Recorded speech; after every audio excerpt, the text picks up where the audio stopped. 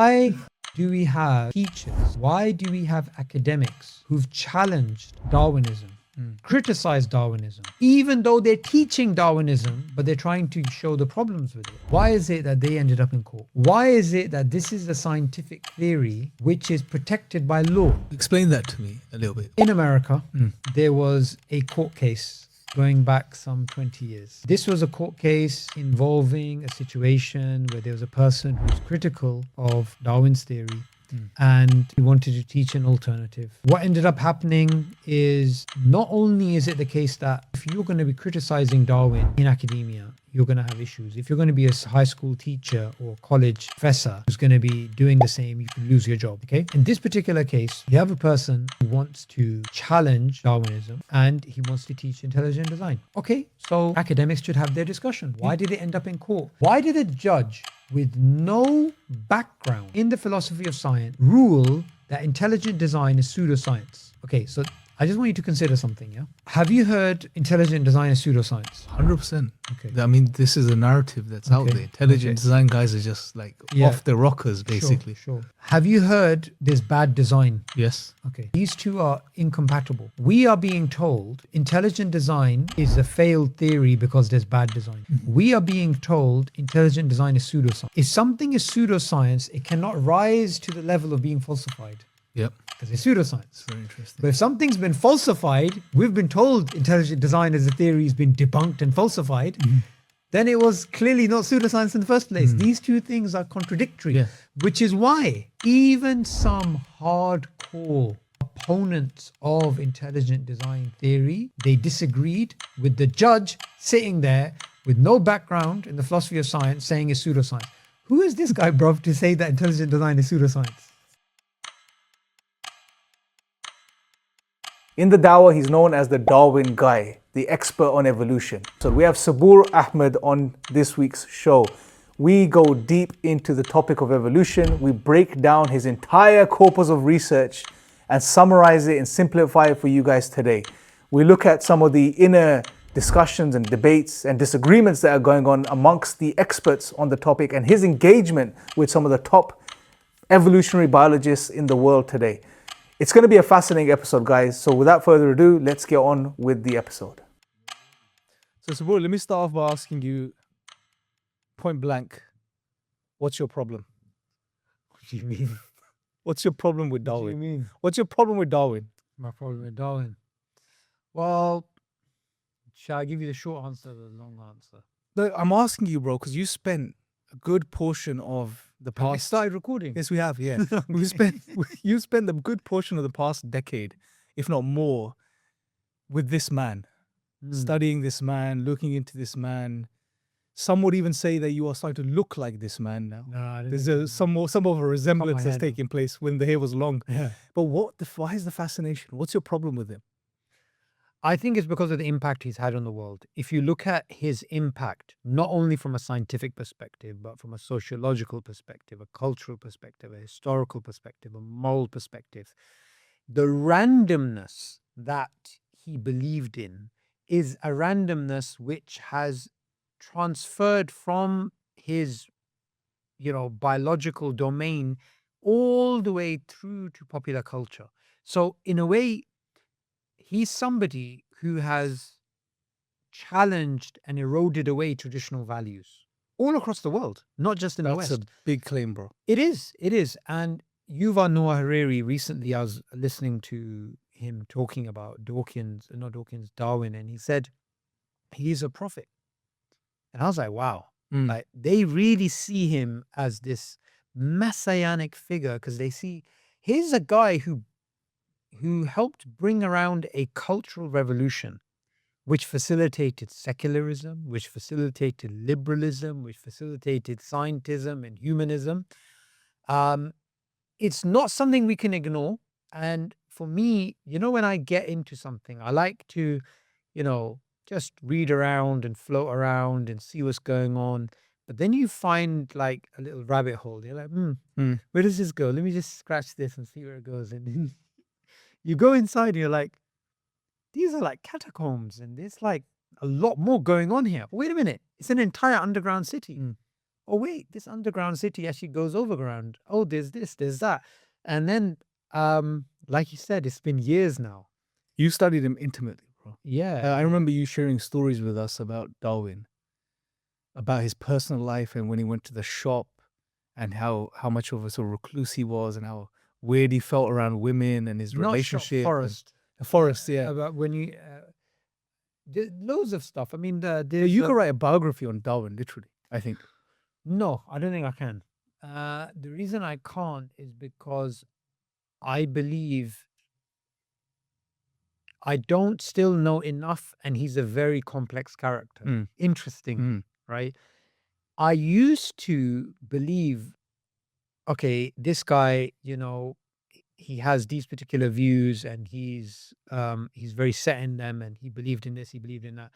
And then as you start reading him more carefully, and you start looking at stuff which isn't publicly well known, you start to realize, okay, here's a person who's a little bit of a, not a little bit, he is a doubter. He's confused in his theology. He's very nuanced in some of his beliefs, right? And he's very interesting. Yeah. Now, that's not to take away from the other things I have said about him, which I think are categorically true. Like? I do believe he held racist views. Mhm. I do believe he was somebody that brought a large amount of turmoil politically, economically, socially in the world. Not just him, the people around him and what they did. So I don't think, for example, social Darwinism can be separated from him, what the social Darwinists were up to. And I think the things he wrote in The Descent of Man about other non-Caucasian people can be ignored. There's a lot of that, right?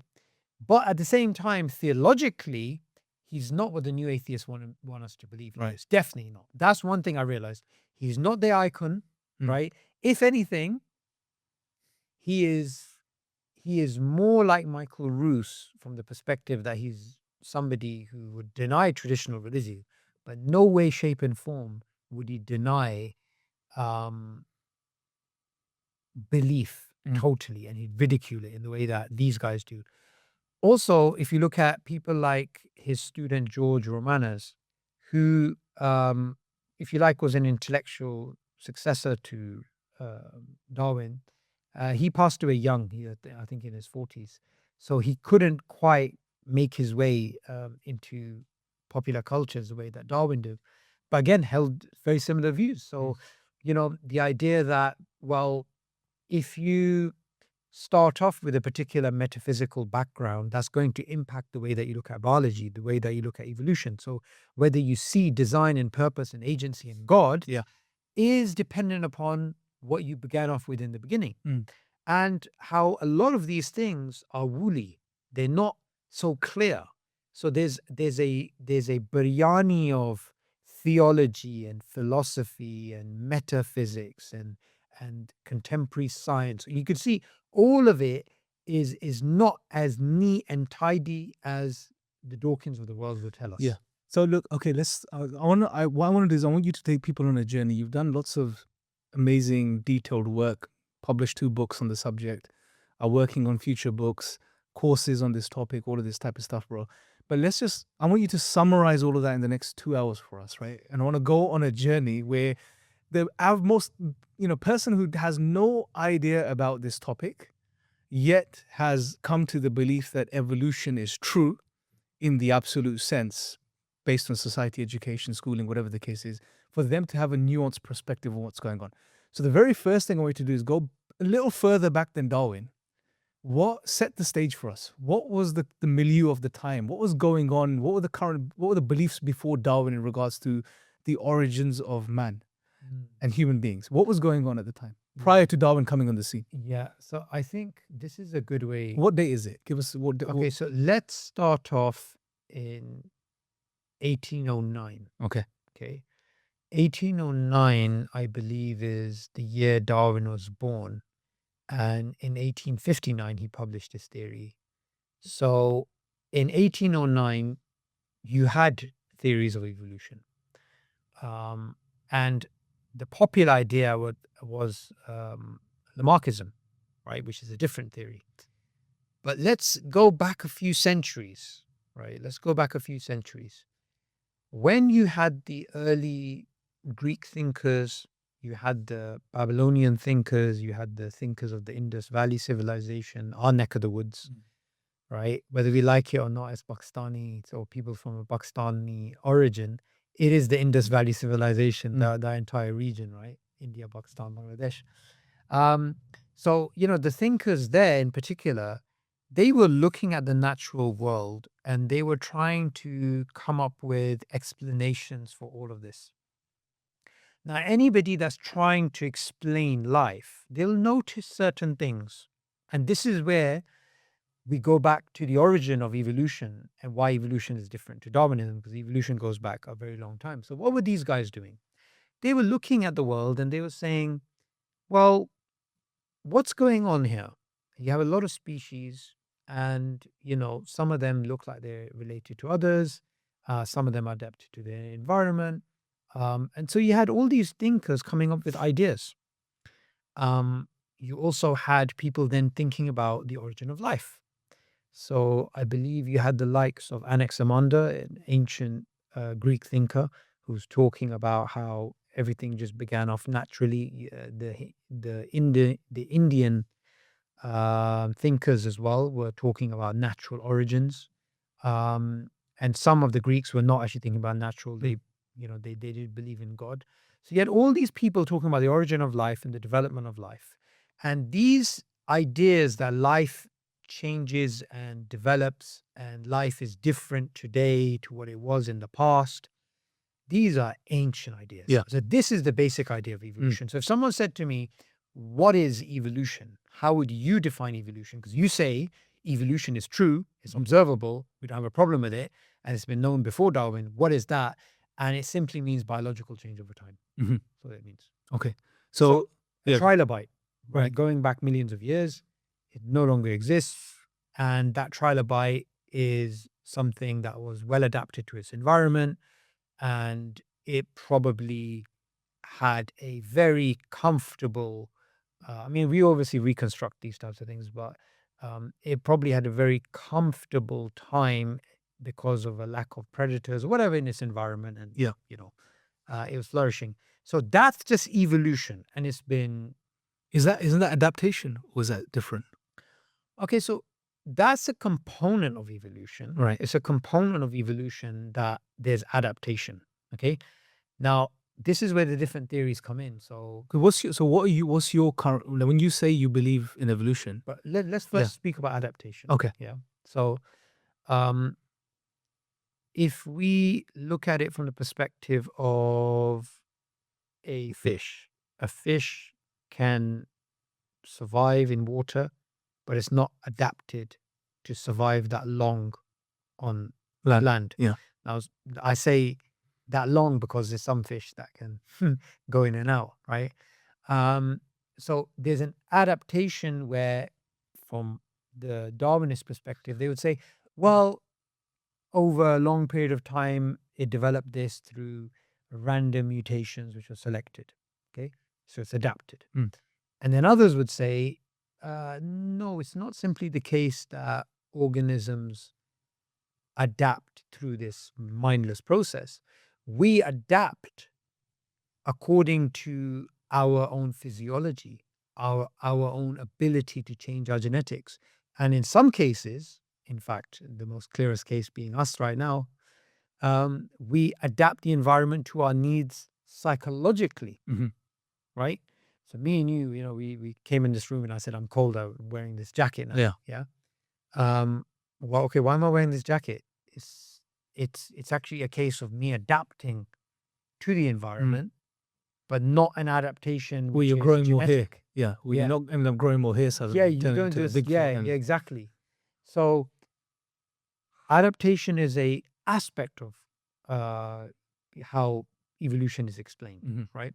Now, going back, we know evolution was never a theological problem. Okay. Right. From an Islamic perspective. Yeah.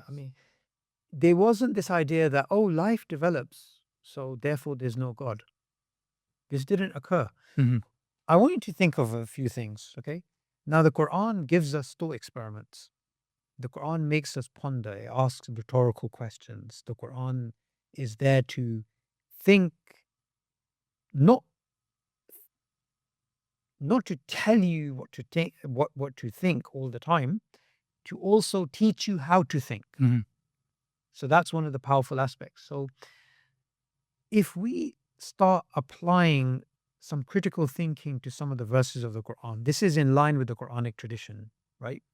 And obviously you have formal tafsir, but then you just have tadabbur, you just have reflection and thinking and pondering. And so right now we're going into that speculative thing, Yeah. nothing that we are theologically trained to do.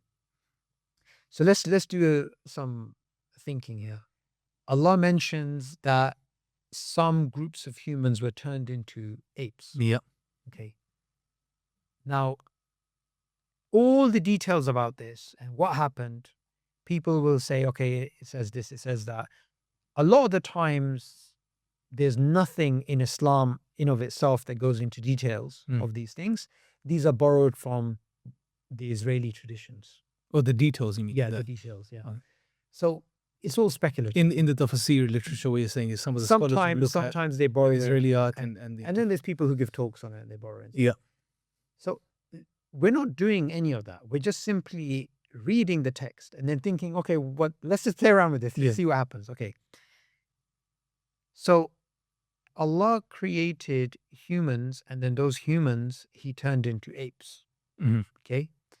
Now that happened quickly, but it could have happened over, say, Allah made it happen over 100 years or 1,000 years or 1,000,000 years. But it was to do with those people No. that committed no, a certain. I'm giving a thought experiment. It's not like, Okay. I'm not saying that's what happened. The verse refers to something that happens straight away. Yeah. Yeah. That's what you'd assume based on what we're reading. Yeah. I mean, it's pretty clear. Yeah. And from my understanding, they were turned into apes as a form of punishment and they died. Something like this. Yeah. Right. But just think about what's happening here. Allah does not need to,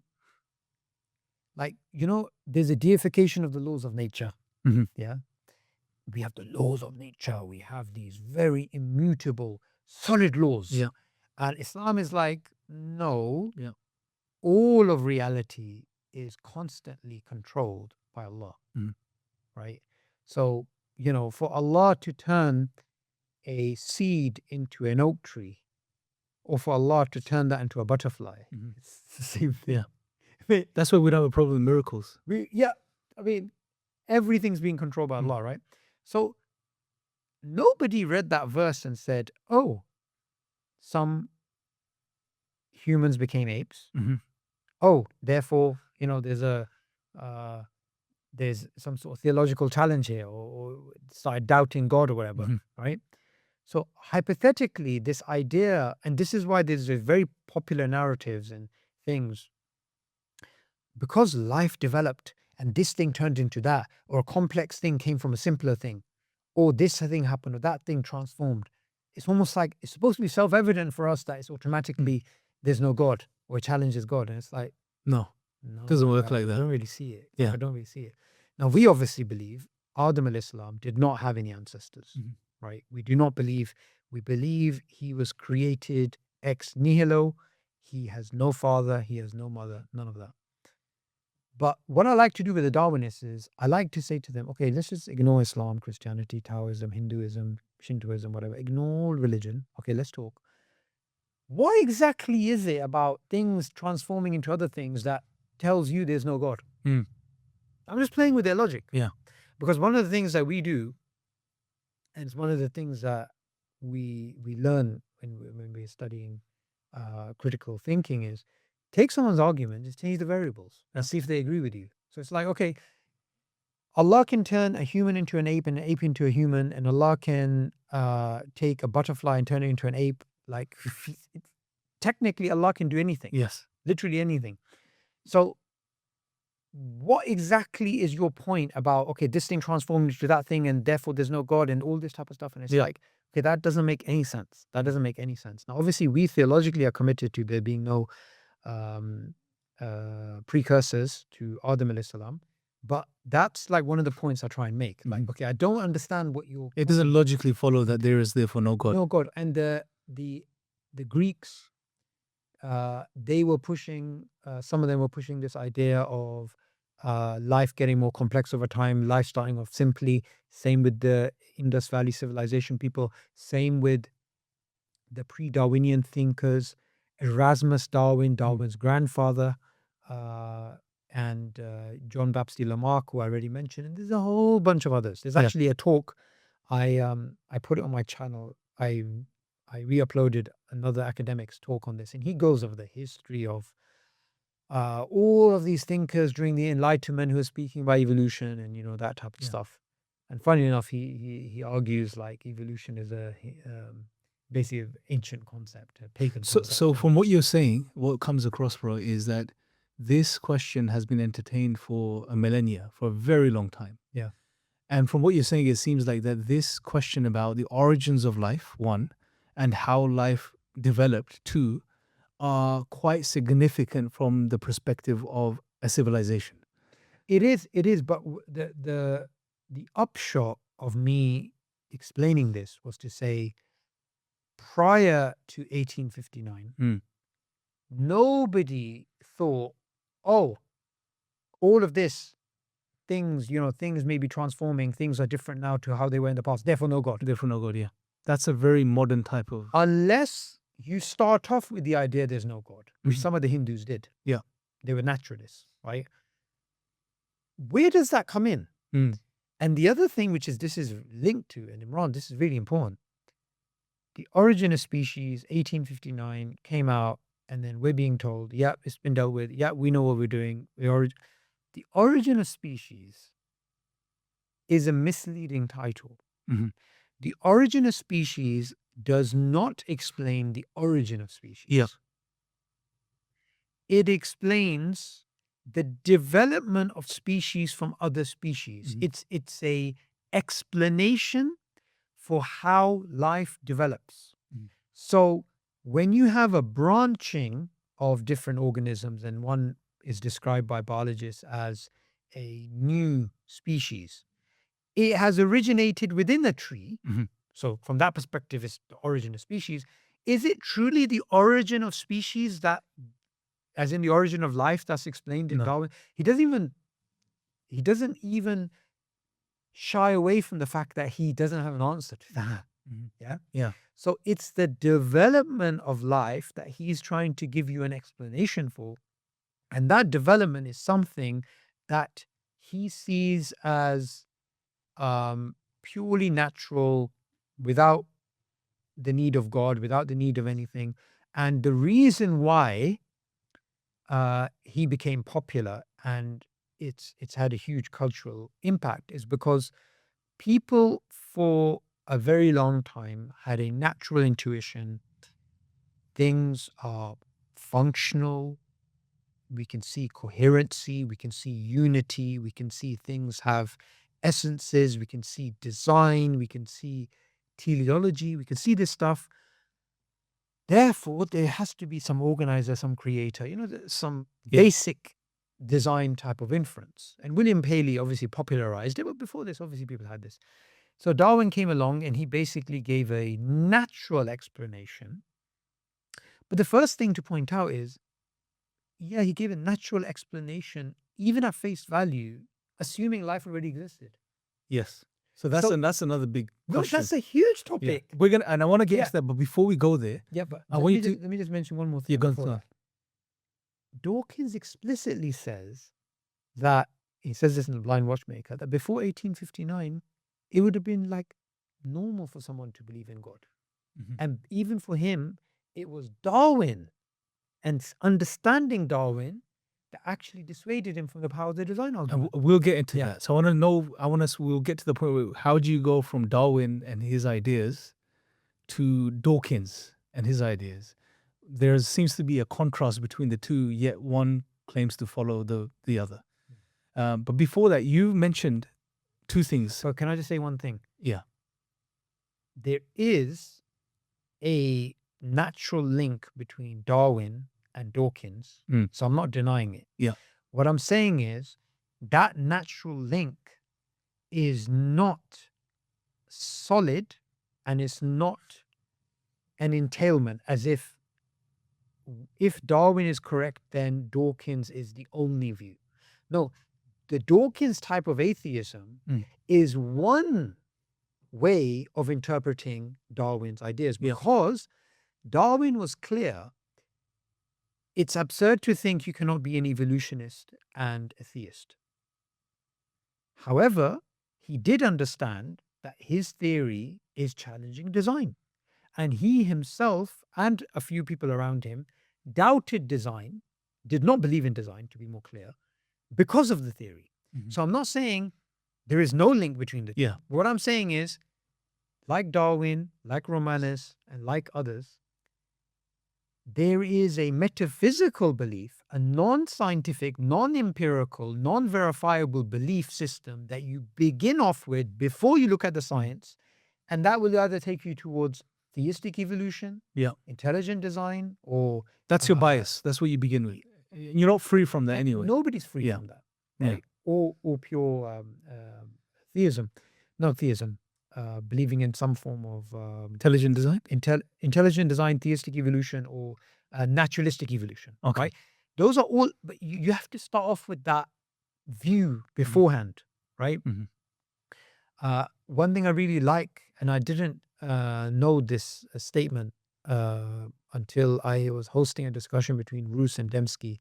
And then Roos said this, and he was referring to a Christian thinker, Cardinal Newman.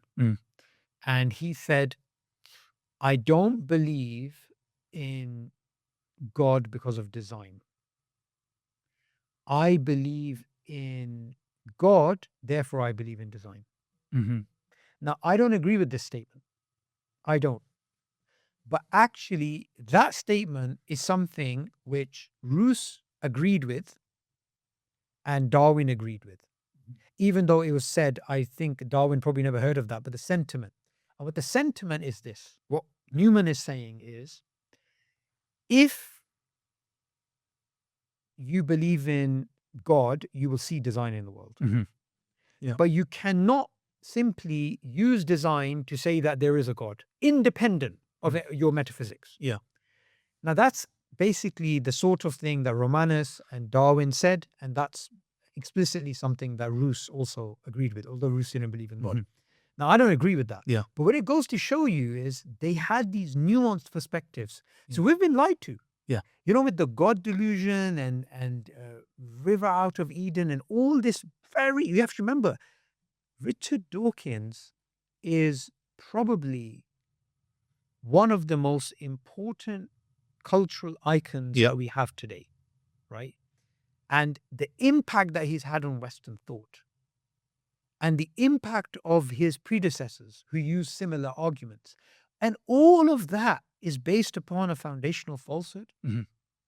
Because they're saying it's the hard science which leads us to say that there's no God. And it's like, no. Yeah, I mean, you could flip the tables as well. They're saying it's their belief in God that leads them to seeing design, or it's their lack of belief and their atheism or naturalism, which may, in the beginning, prevent them from seeing the design.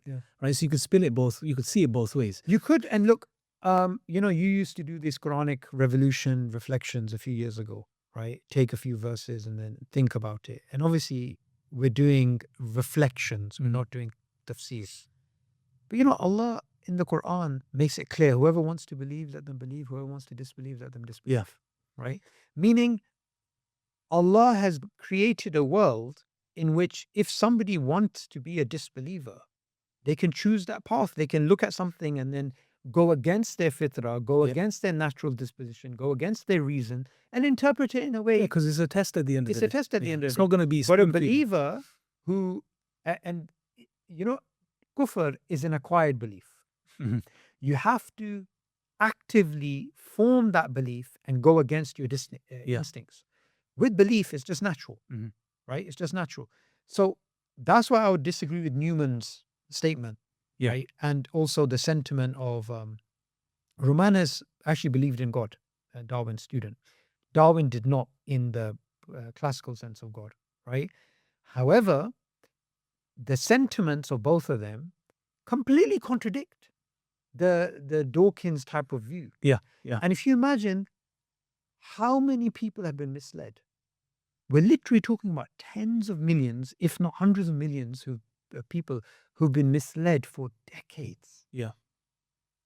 That's a scandal. Of course it is. And we're going to get into that, bro. But before we move any further, I think it's important to clarify. Now, you mentioned two things which appeared quite contradictory on the surface. I want you to clarify those. On one side, you said you believe in evolution. And on the other, you said that you believe Adam alayhi salam was, without mother or father, created by Allah as a new being. Explain to us your personal belief as it stands today, based on all of your research over the past several years. Yeah.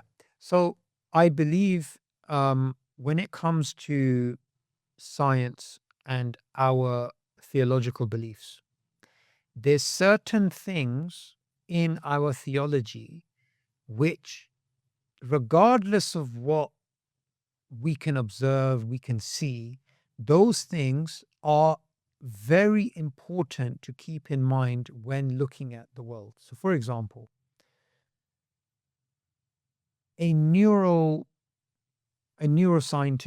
neurologist, a specialist in the brain, they may hold on to this idea that the mind is the brain at work. Mm-hmm. So literally there is no consciousness. Everything is just physical. It's just something we haven't explained yet, but that's the base way that they begin off with, right?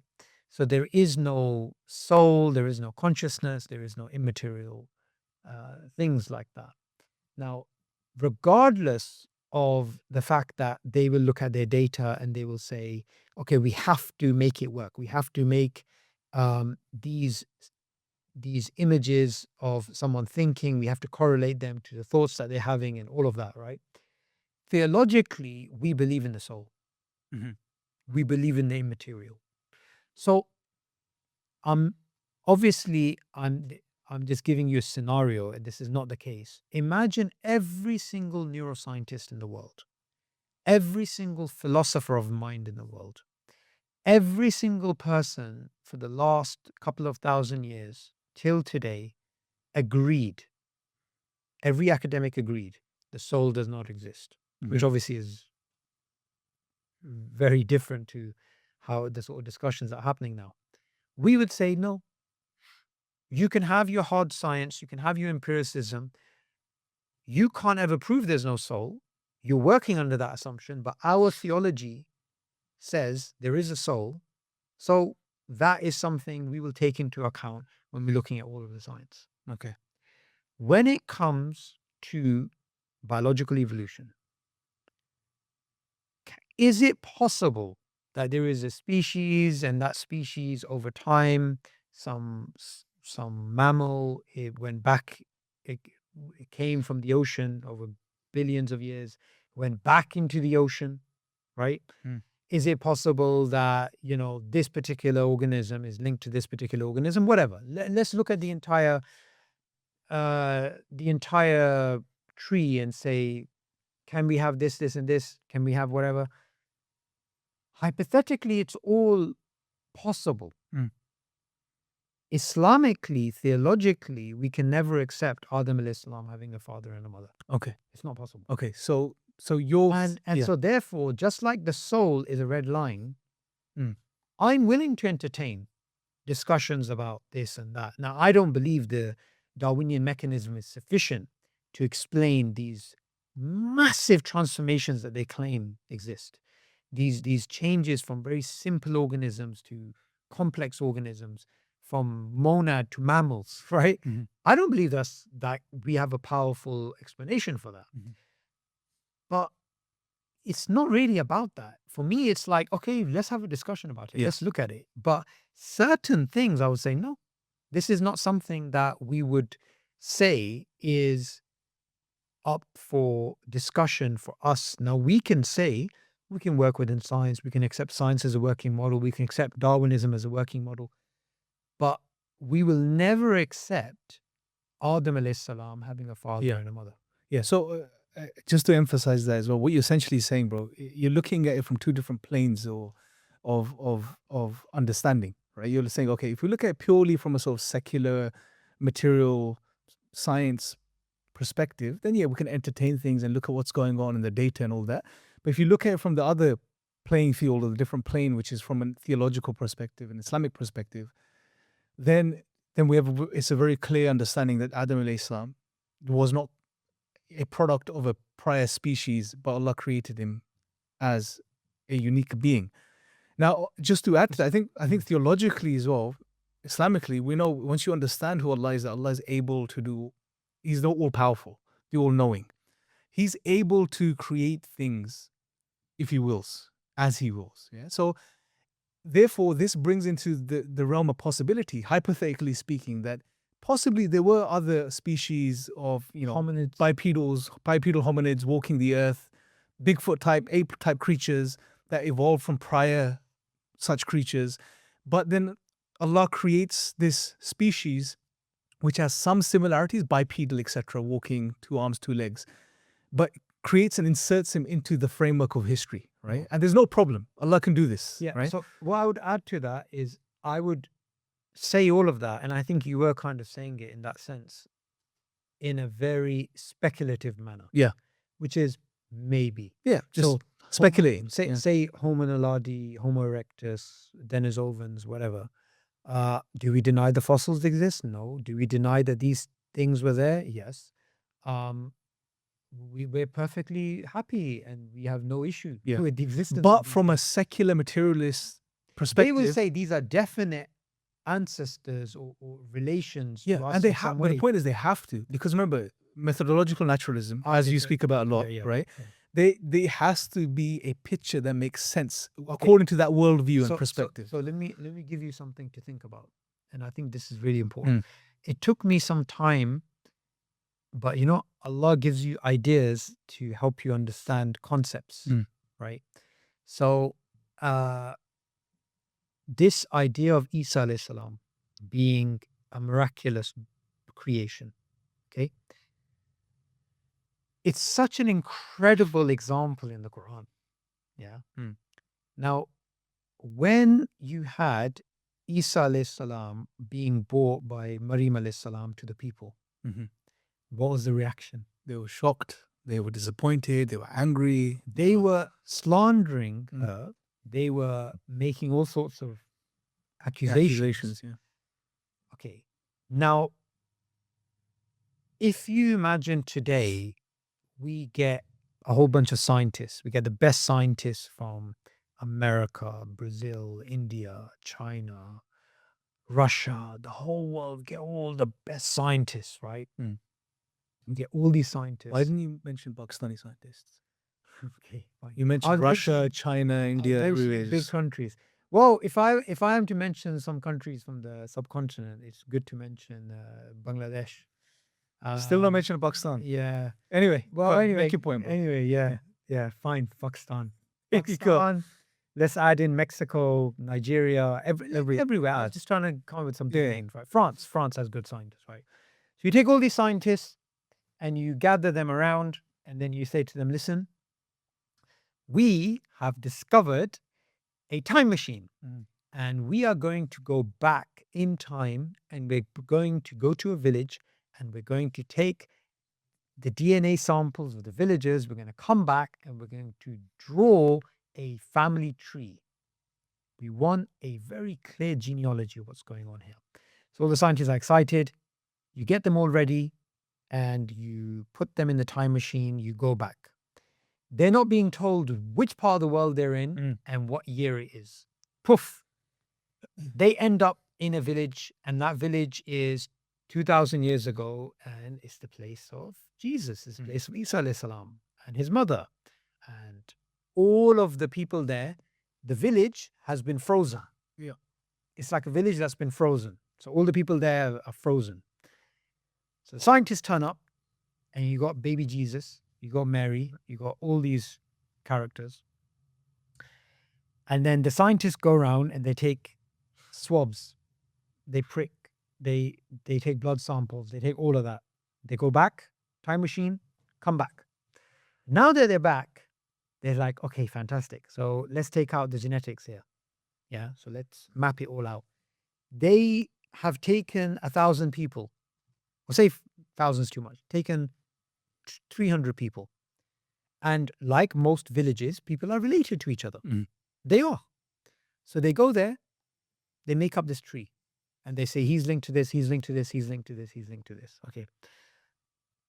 When they go to sample X, which is, we know is Isa alayhi salam, who is his mother, according to the genealogy there? Maryam alayhi salam. Okay. Who's the father? There is no father. According to them? No. Wait. They don't know, they just took the sample of Jesus. Okay, so they'll be looking, I assume, and they No. won't be able to find a match. They're back here now. Yeah. They've got all the genetics. Okay? Yeah. Who's the closest match? Aside Father. Are they going to say this child has no father? No, so they may notice a disparity in the data, but they'll still try to make the most natural link Yeah, possible. but who are they going to say is genetically who's the closest? Because remember, these studies are not like they are trying to do the best they can with the data, and they are ignoring all historical context. Yeah. Right? Yeah. So it's like, okay, we've got all this data. Yeah, within that framework, things have to fit Okay. together. Yeah. Fine. They're going to choose a male relative with the closest match. Sure. Yeah. Now they bring the sheet to me and you here, and where's the lead scientists who are commissioning this, and they build this, and then they say, yeah, sample X is linked to Y and Z, and we're like, no, sample X has no father. What are they going to say to us? No, that's not what the data shows. Okay, how are we arguing with Based on the interpretation of the database, so obviously. what do we say to them? You just say you don't acknowledge it. But they're like, yeah, but this is hard science. We've got the genetics. We did the test. We have the entire genome of sample X. Yeah.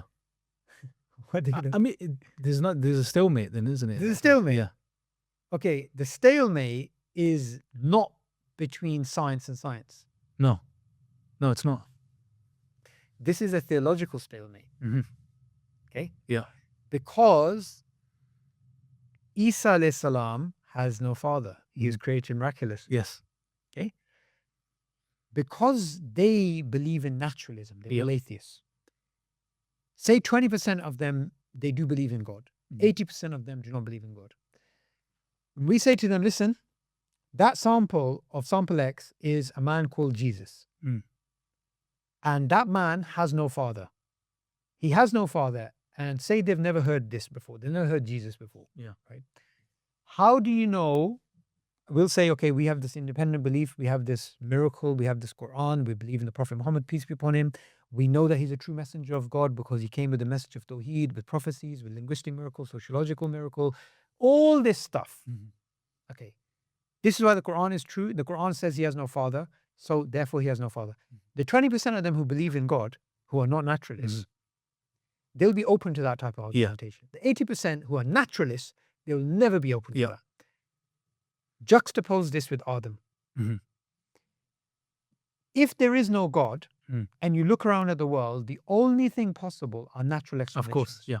Therefore, when we look at the data, we're like, Adam, no father, no mother. They're like, just like with Jesus, not possible. there has to be. Yeah, there's not possible. There has to be. Yeah. So according There's to that, no ex nihilo. yeah. So according to that worldview, that framework, that methodology, these types of ideas that we're presenting from a theological perspective, there's no room for them within that box, if you like. No. So they have to look for the next best alternative, which has to be a natural alternative, and therefore they make those types of links, basically. So one of the other examples I give is the thought experiment of an alien landing here, right? So there's an alien that lands on this planet, and that alien does not speak our language, does not understand us, does not understand culture, history, does not understand anything about the earth. He literally comes here and he's a hardcore naturalist, this alien. He comes out of his spaceship and he comes out, as you guessed it, in the south of America, not South America, but in America, somewhere in the South. And he comes amongst crop fields and he starts looking around. He sees bugs. Mm. He sees trees. He sees bumblebees. He sees in the distance there's a farmhouse with humans. He sees dogs. He sees horses. So then he starts thinking, what's going on here? Starts making all these notes. And then he makes what we can call today the Linnaean system. Yeah, so Carl Linnaeus, hundreds of years ago, I think it's in the 1700s, he put together this entire system, taxonomy of different species and how they look close to each other. So he's a naturalist. Mm. So then he looks at the complexity of this life, and then he says, life is pretty complex. How did it come about? There's no God. Can all of this life just come out of somewhere? No. So his only logical deduction is, well, going back like a pyramid, there must have been less complex, less life, less life, all the way to the top of the pyramid where there's just one cell. Yeah. And that came through some natural process. And life developed over millions of years, billions of years. So he will create a naturalistic Darwinian story as a logical deduction. Yeah. Irrelevant. Irrelevant to him is all of these anomalies because he'll explain them away. Okay, but the fossil record is upside down. Life is not simply, it's complex and it gets simpler gradually, which is why gradualism is such an important faith aspect for the Darwinists, right? Life evolved gradually, right? If you look at the fossil record, Cambrian explosion. And there's 17 of these events that we've discovered. Wow.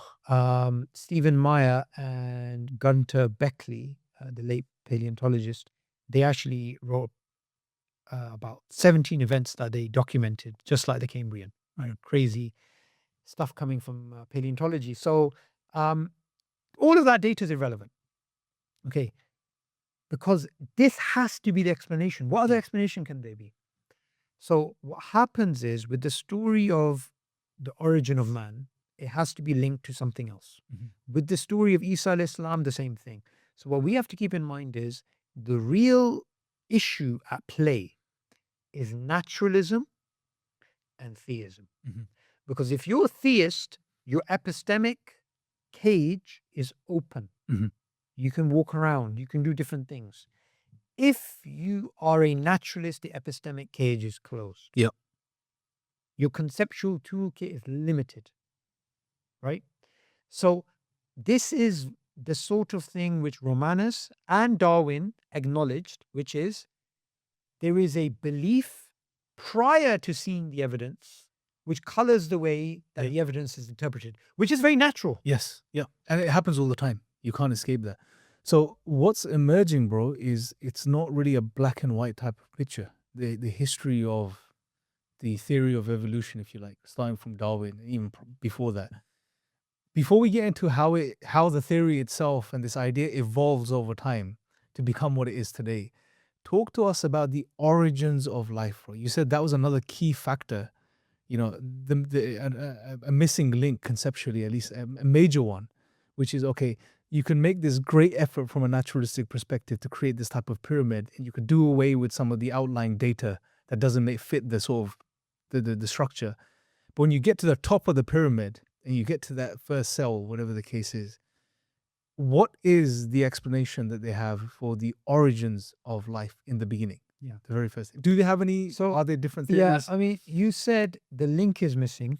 I think a better way of saying it is that the entire chain is missing.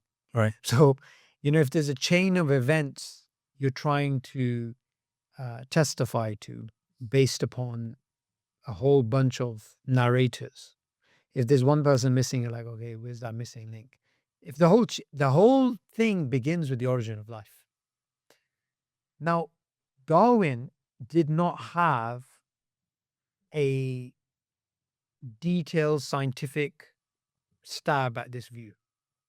He couldn't, right?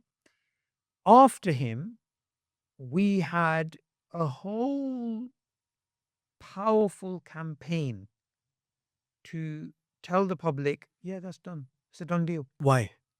Because Why didn't Darwin feel the need to do that? Yet people that came after him felt the need to just show it as this perfect explanation. And yes, we've figured it out. I can only assume what Darwin was trying to do. And I think he probably thought, I mean, he did have this idea that maybe there's some sort of primordial soup in life, just started off with in a very simplistic way, spontaneously or whatever it is. It's something that later on people realized, I think, that if we're there simply talking about the development of life, and we're talking about life evolved this way, that way, this is how adaptation happened, someone can still turn around and say, yeah, but where did it begin? And if we don't have an answer, they'll still believe in God. So you're saying it was the need to do away with God that creates this urgency to try and say we've figured it out. Yeah. You know? Yeah. And not only that, they have to have this innate belief, this confidence that we are going to find a naturalistic explanation without God, because if there is no God, if you start off with that belief, there is no other way. There is literally no other way, right? So, say this particular building, right? This particular building, something goes missing. Your mobile goes missing, right? 3 of us walked in. 1 of us walked out. The other one walked out. The other one left out, one by one. Looking at the CCTV footage, if there was a blind spot and we can't see the mobile, we know between those intervals, this thing went missing. There's no other possibility. It's not like you left and then say you took it away, and then I left, I didn't take it away. Saqib Ali left as well. And after we left, someone else took it. Like, basically, in that sequence, between the 3 of us, it should have gone missing then. Yeah. It's just like there's no other possibility. If there is no God, then nature has to be doing all the explanation. Now, what do they have? Space, time, energy, matter. Those are your tools to play with. So they have to come up with some sort of elaborate explanation. Now, just the other day, I was watching a popular atheist talking about this. Millions of followers, right? 3 million plus. And the guy was like so confidently saying, yeah, the origin of life, yeah, life developed life. It's a complete lie. And you find this flooded throughout the internet. Yeah, yeah. Origin of life, yeah, we worked it out. We know exactly what's happening. Yeah, this is exactly what happened. How can you not believe in this? You're being anti-scientific. You're challenging data. You're being irrational. You're being backward. And it's like, wait, hold on. Do you mind explaining it to me? Yeah. Oh, we have this model. We have that model. Okay, you have a model. Okay, but where did the first cell come from? Yeah. Can you give me a detailed account? Is there consensus on this? That's when everything falls apart. Interestingly, James Tor. James Tor is a very interesting guy. He speaks Urdu, by the way. Wow. I had him on my podcast. He's speaking Urdu. It's really interesting. And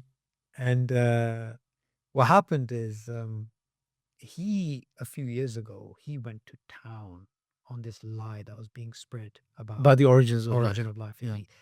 You see, the intelligent design movement started off with Philip Johnson in the 90s. So in the 80s, he was very prominent in terms of debating the Darwinists. But then by the 90s, you had a fully fledged design movement, intelligent design movement.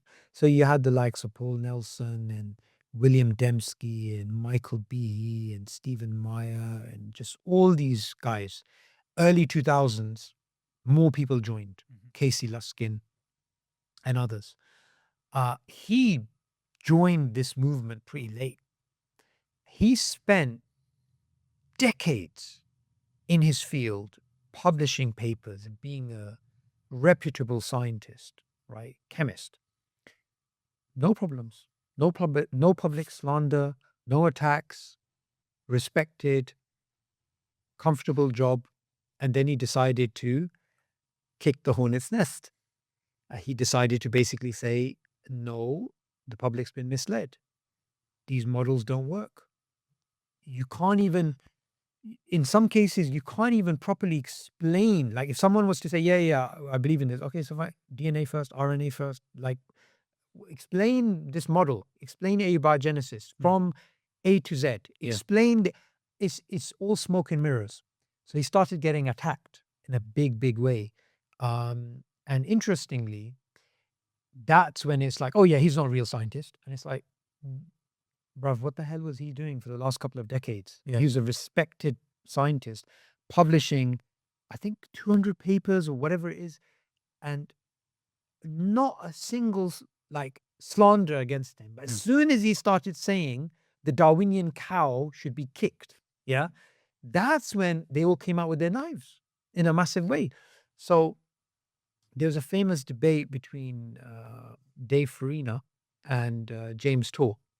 And that debate was centered around the origin of species. And you had the standard Darwinists trying to push out their narrative. But I think this thing is something that's really come to the forefront in the last couple of years. A lot of people have realized that the king has no clothes. The origin of life has been a massive scandal, right? And in many ways, this is one of the weakest points for the naturalists, because they've basically been caught. We're not talking about all naturalists, right? But the polemical new atheist type of naturalists, they've been caught telling the public utter lies, pure lies. So okay, just so for the benefit of the audience and for myself as well, can you sort of quickly summarize what the problem is when it comes to the origins of the first cell? Like, why is it such a big obstacle or a challenge for the naturalists? Okay, very simply. From their perspective, my psychology will break down to my biology. My biology will break down to my chemistry. My chemistry will break down to physics. Physics will break down to maths. They believe in this reductive perspective.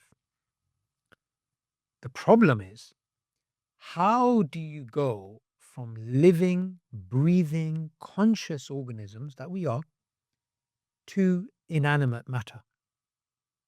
How can you go from the inorganic things around us to the organic? How can you go from something dead, like steel, to something alive, like a person sipping coffee and deliberating on the informational, the relational, the Copenhagen or the shut up and calculate school of quantum mechanics and abstract thinking and intuition and all of this cognitive architecture and this conscious being? How can you go from steel to that? Like it's such a huge leap. Now, the good thing about this is we simply have to fold our arms, relax, and wait for them to make an argument and shoot it down. In the past, what was happening was we were being browbeaten into accepting it, which is, you don't believe in this? Well, you don't believe in the consensus of the scientists? We had the Urey Miller experiment, right? We had, all of these very sophisticated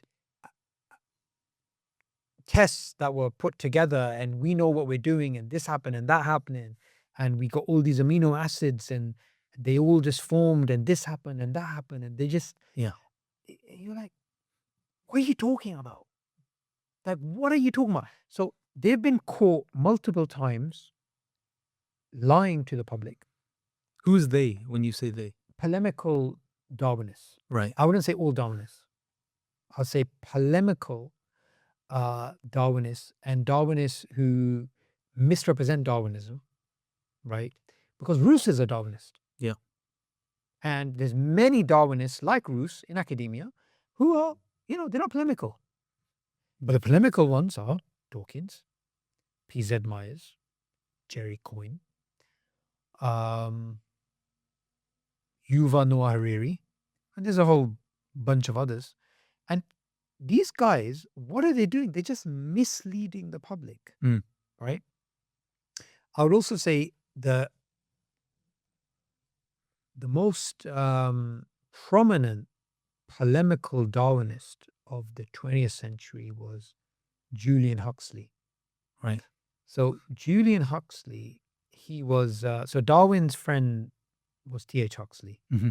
That was his Thomas Henry pit bull, Huxley. right? He used to His bulldog. bulldog, yeah. So this is also another thing that he was an atheist, T.H. Huxley. Darwin was never an atheist. That's an important point, right? So he was T.H. Huxley's grandson, and he was a very important biologist. He was a hardcore atheist. He wrote a book called Religion Without Revelation. And I was, alhamdulillah, blessed to get a copy of his book. And this book is old. Like it's from Adnan. No. I just got it online.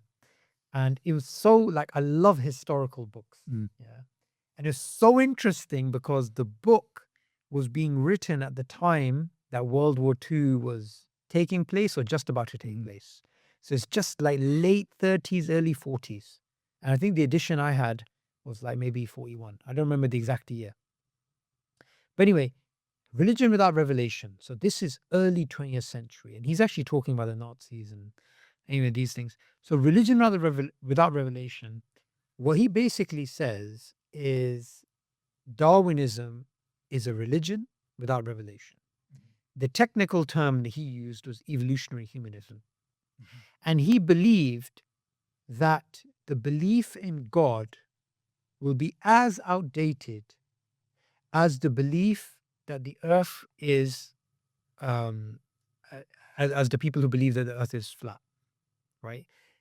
The believers in God will be just as irrelevant and out of date.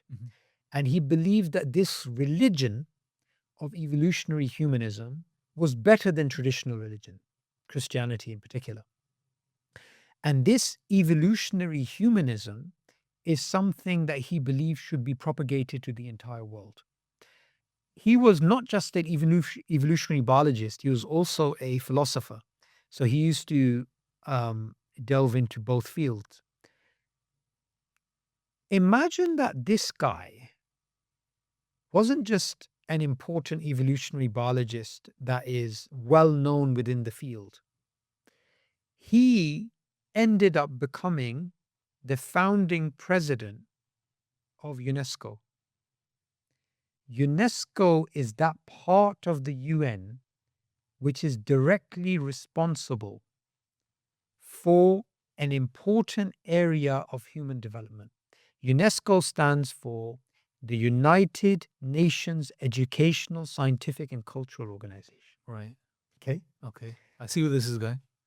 Imagine that Huxley now has the ability to impact billions of people through that arm of the UN.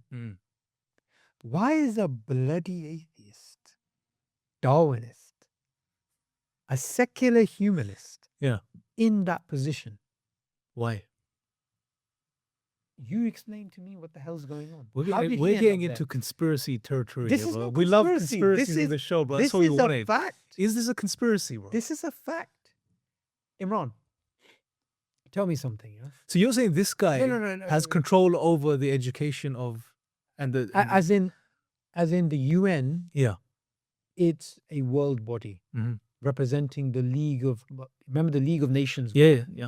Replaced by the UN, right? What the hell is a non-theist doing in that position? And not just I said non-theist, anti-theist doing in that position. Yeah. Mesotheist, you can even say. What the hell is he doing in that position? 1940s, 50s, 60s, 70s, you can say 80s even. if you're going to be a representative for culture, science, education, the majority of the world are theists. Yeah. What the hell is a person like that doing in that position? Unless the powers that may be want to shift the consciousness of humanity in a drastic way in the coming years to really take them away from, religion and belief in God and make them fully secular and atheistic. So, the world becomes their focus and all of this type of stuff. I mean, it goes in line with modernity. And did you hear about the physicist who challenged string theory, and he said it was rubbish, and then he ended up going to court, and he ended up losing his job? No. Okay, because it didn't happen. Why do we have teachers? Why do we have academics who've challenged Darwinism, criticized Darwinism, even though they're teaching Darwinism, but they're trying to show the problems with it? Why is it that they ended up in court? Why is it that this is a scientific theory which is protected by law? What, explain that to me a little bit. Are you saying it's a scientific theory that's protected by law? What does that mean? So, in America, there was a court case going back some 20 years. This was a court case involving a situation where there was a person who's critical of Darwin's theory, and he wanted to teach an alternative.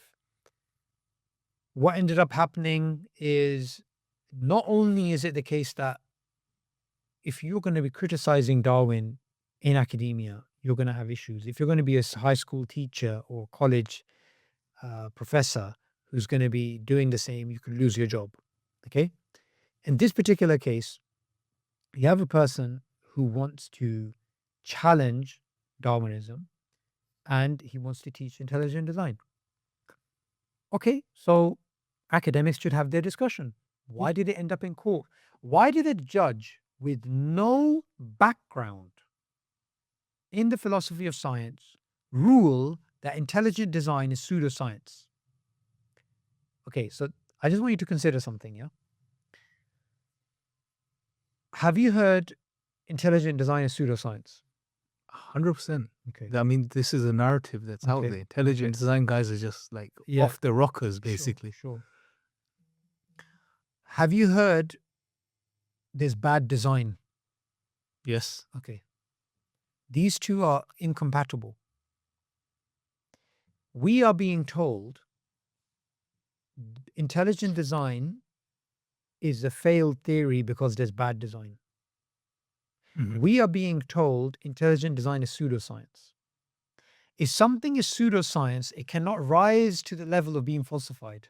Yep. Because it's pseudoscience. Very interesting. But if something's been falsified, we've been told intelligent design as a theory has been debunked and falsified, then it was clearly not pseudoscience in the first place. These two things are contradictory, which is why even some hardcore opponents of intelligent design theory, they disagreed with the judge sitting there with no background in the philosophy of science saying it's pseudoscience.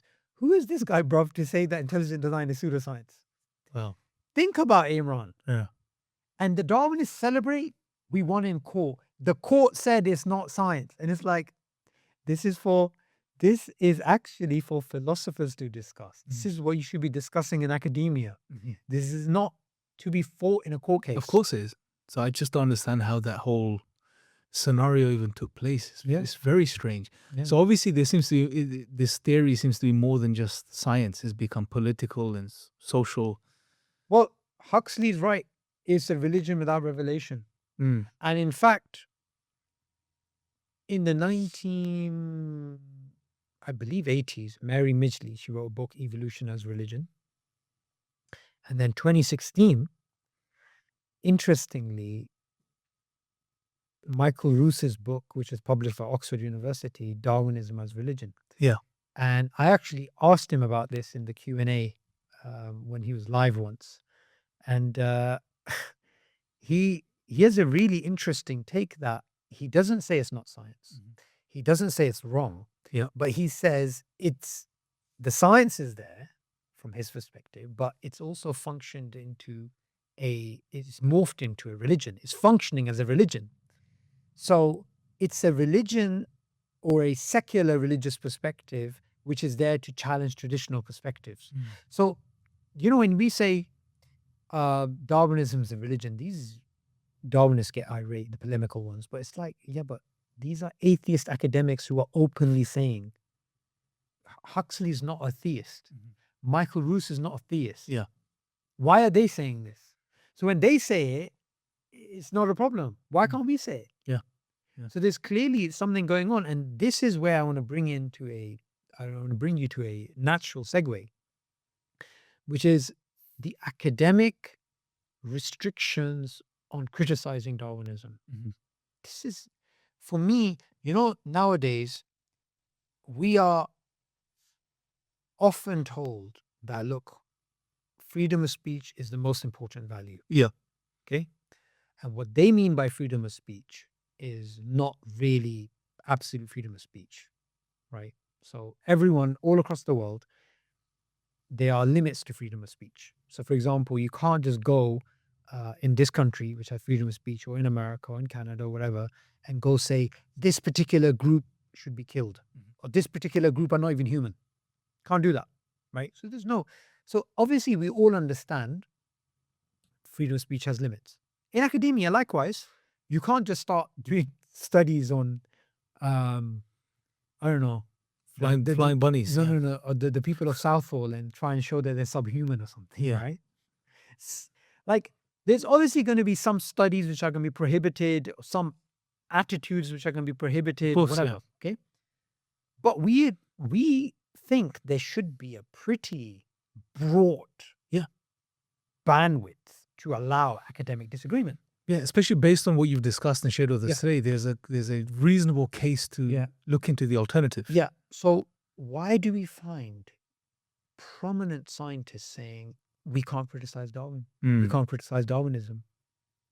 Why do we have an entire generation of scientists who self-censor? Yeah. Right? Don't say this. Don't say that. You could get into issues. One thing I found interesting is population genetics is a subfield of biology. And this subfield, the man behind it, the man who I believe passed away recently, very old scientist, Masatoshi Nai from Japan. He is like the don of population genetics.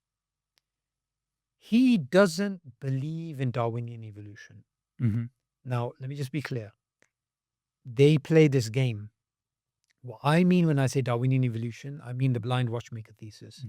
Randomness, random genetic changes plus natural selection can create the eye, can create the mind, can create new species.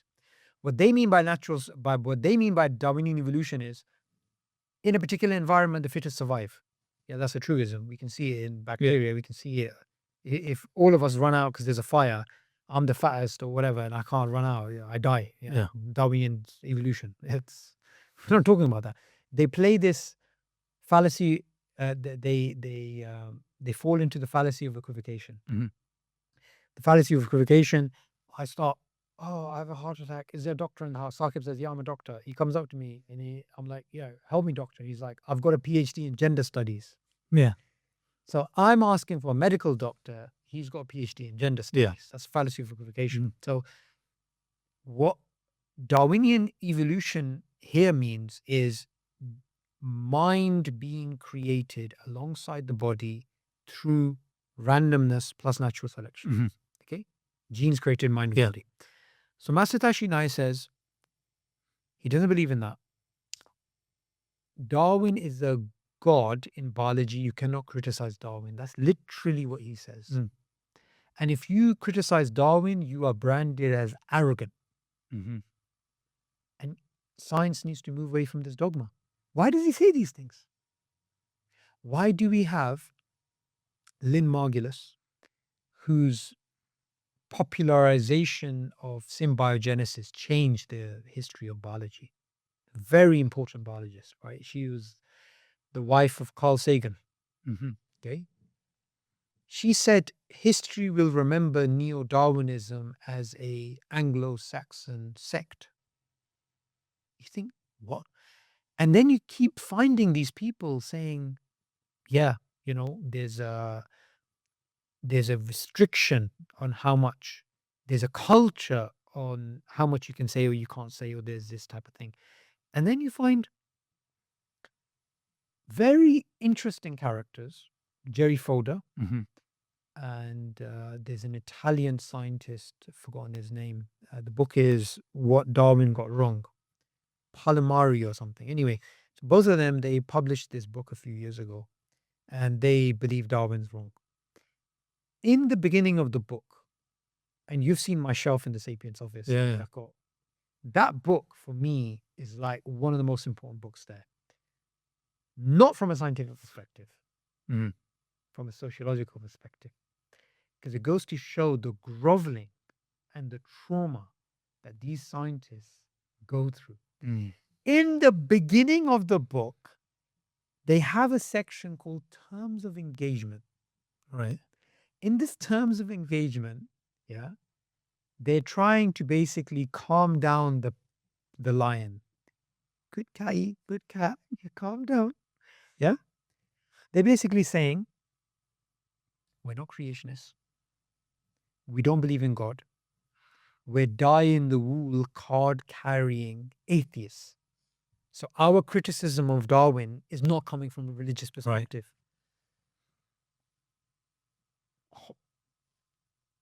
I'm lost for words. Yeah. You have to justify your. Do you know how many? Okay, let's think about this. Do you know how problematic that statement is? Mm. Firstly, no scientist should have to write that statement. Yeah. Look, it's all right. I'm one of you. I'm wearing a badge. It's not in the domain of science. Secondly, like we previously discussed, if you start off with the belief in God, you obviously are going to see biology in a different light to if you're a naturalist. Mm-hmm. So what we often hear, don't listen to those biologists, they're creationists or they believe in God. And it's like,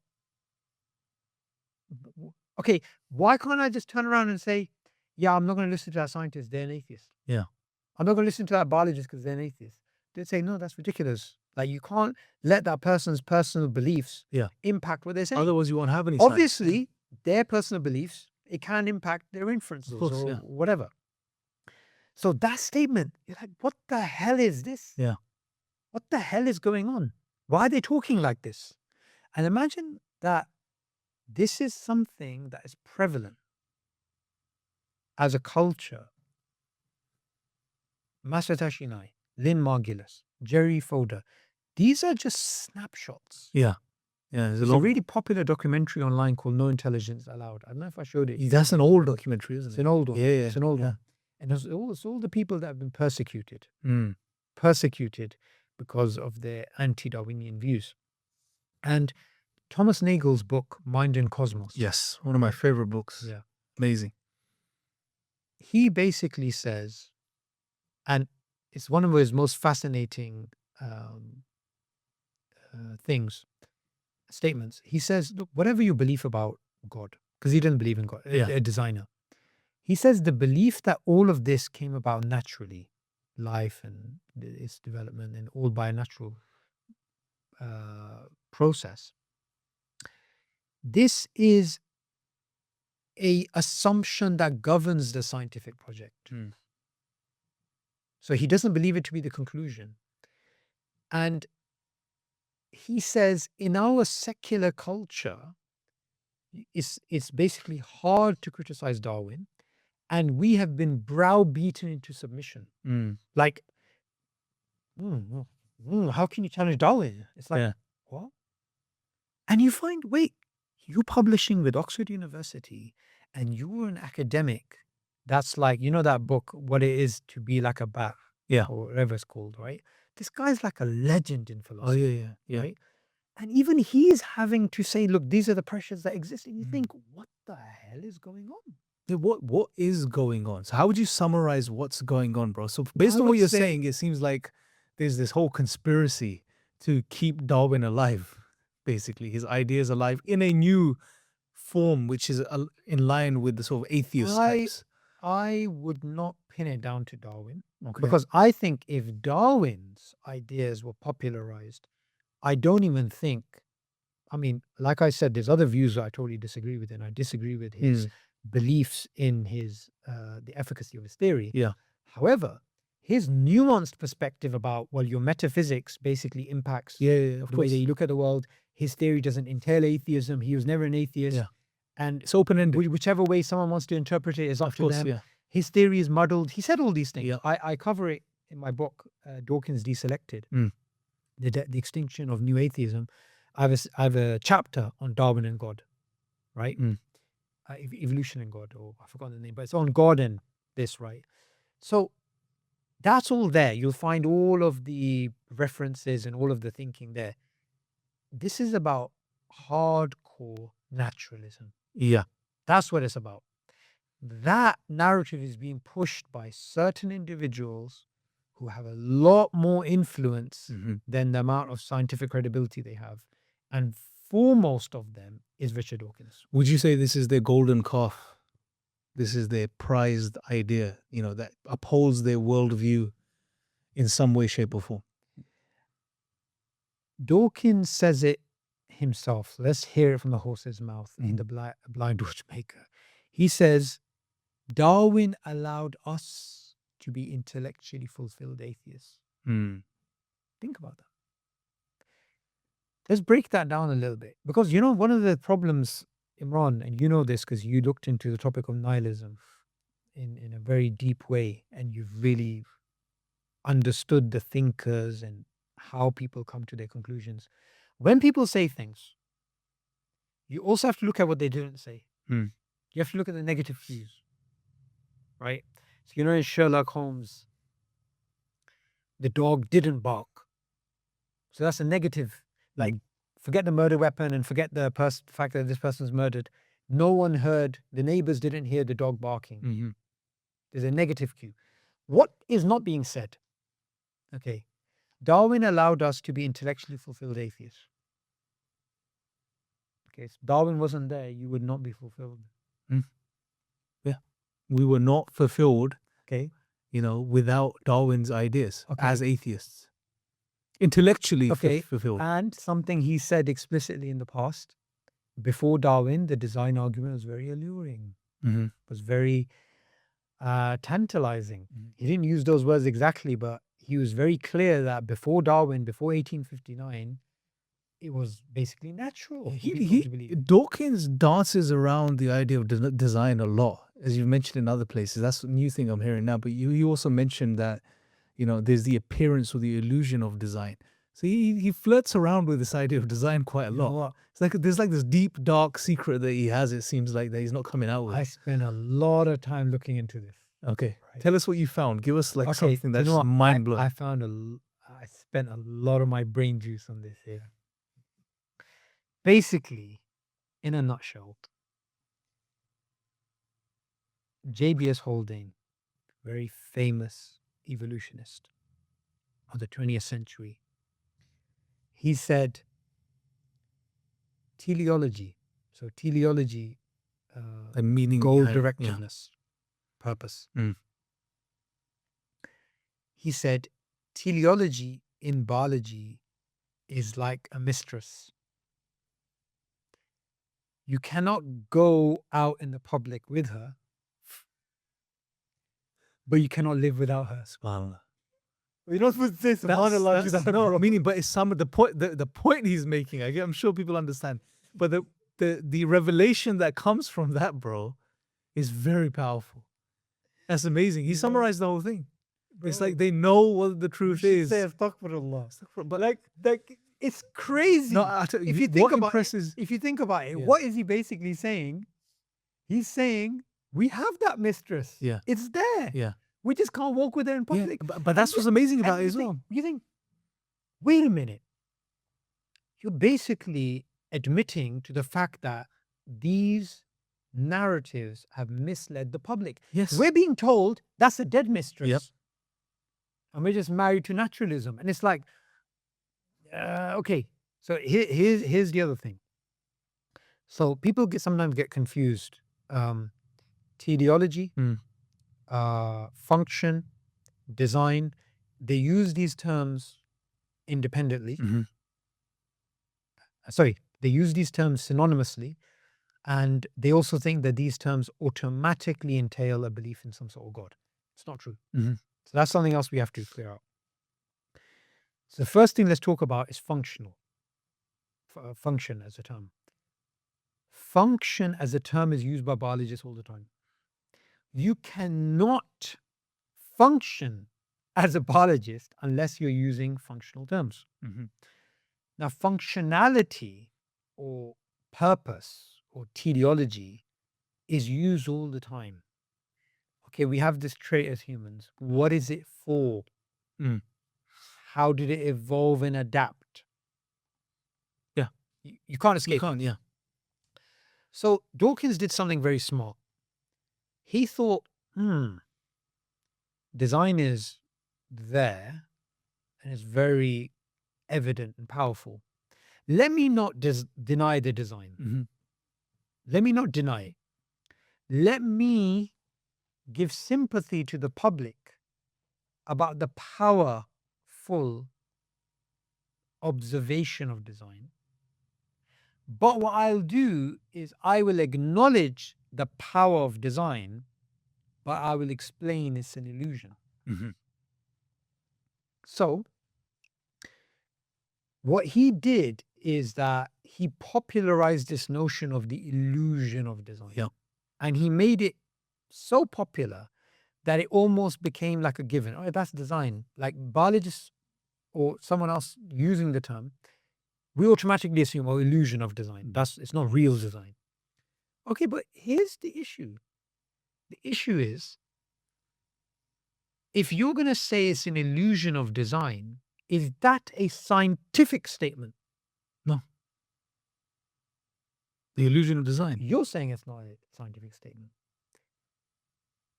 You're saying that because you're looking at it as a value judgment. You're looking at it through the lens of metaphysics. What about all the people out there? They will see it as just a statement of science. Statement of science. Yeah. What if you repeat it in a scientific context and you buttress that statement, that narrative, with a whole bunch of scientific studies and a whole bunch of, histories of a particular organism and its development and whatever, an illusion. Becomes fixated in the mind in that way then. Yeah. Okay. It's a value judgment. To call something an illusion is a value judgment. Now, what I found amongst the Darwinists and the third way evolutionists and the intelligent design proponents. So third way evolutionists are in between. They basically hold the view neo-Darwinism is incorrect, intelligent design is incorrect, so we're going to find a third way. They'll totally deny, they're naturalists. They don't believe in neo-Darwinism, but they don't believe in intelligent design. Definitely don't believe in that. So all three of them would say there's design. Intelligent design would say there is a Platonic external designer of some sort. Actually, not all of them will use those terms.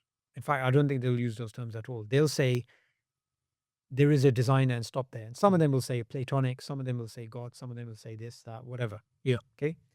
Third way evolutionists would say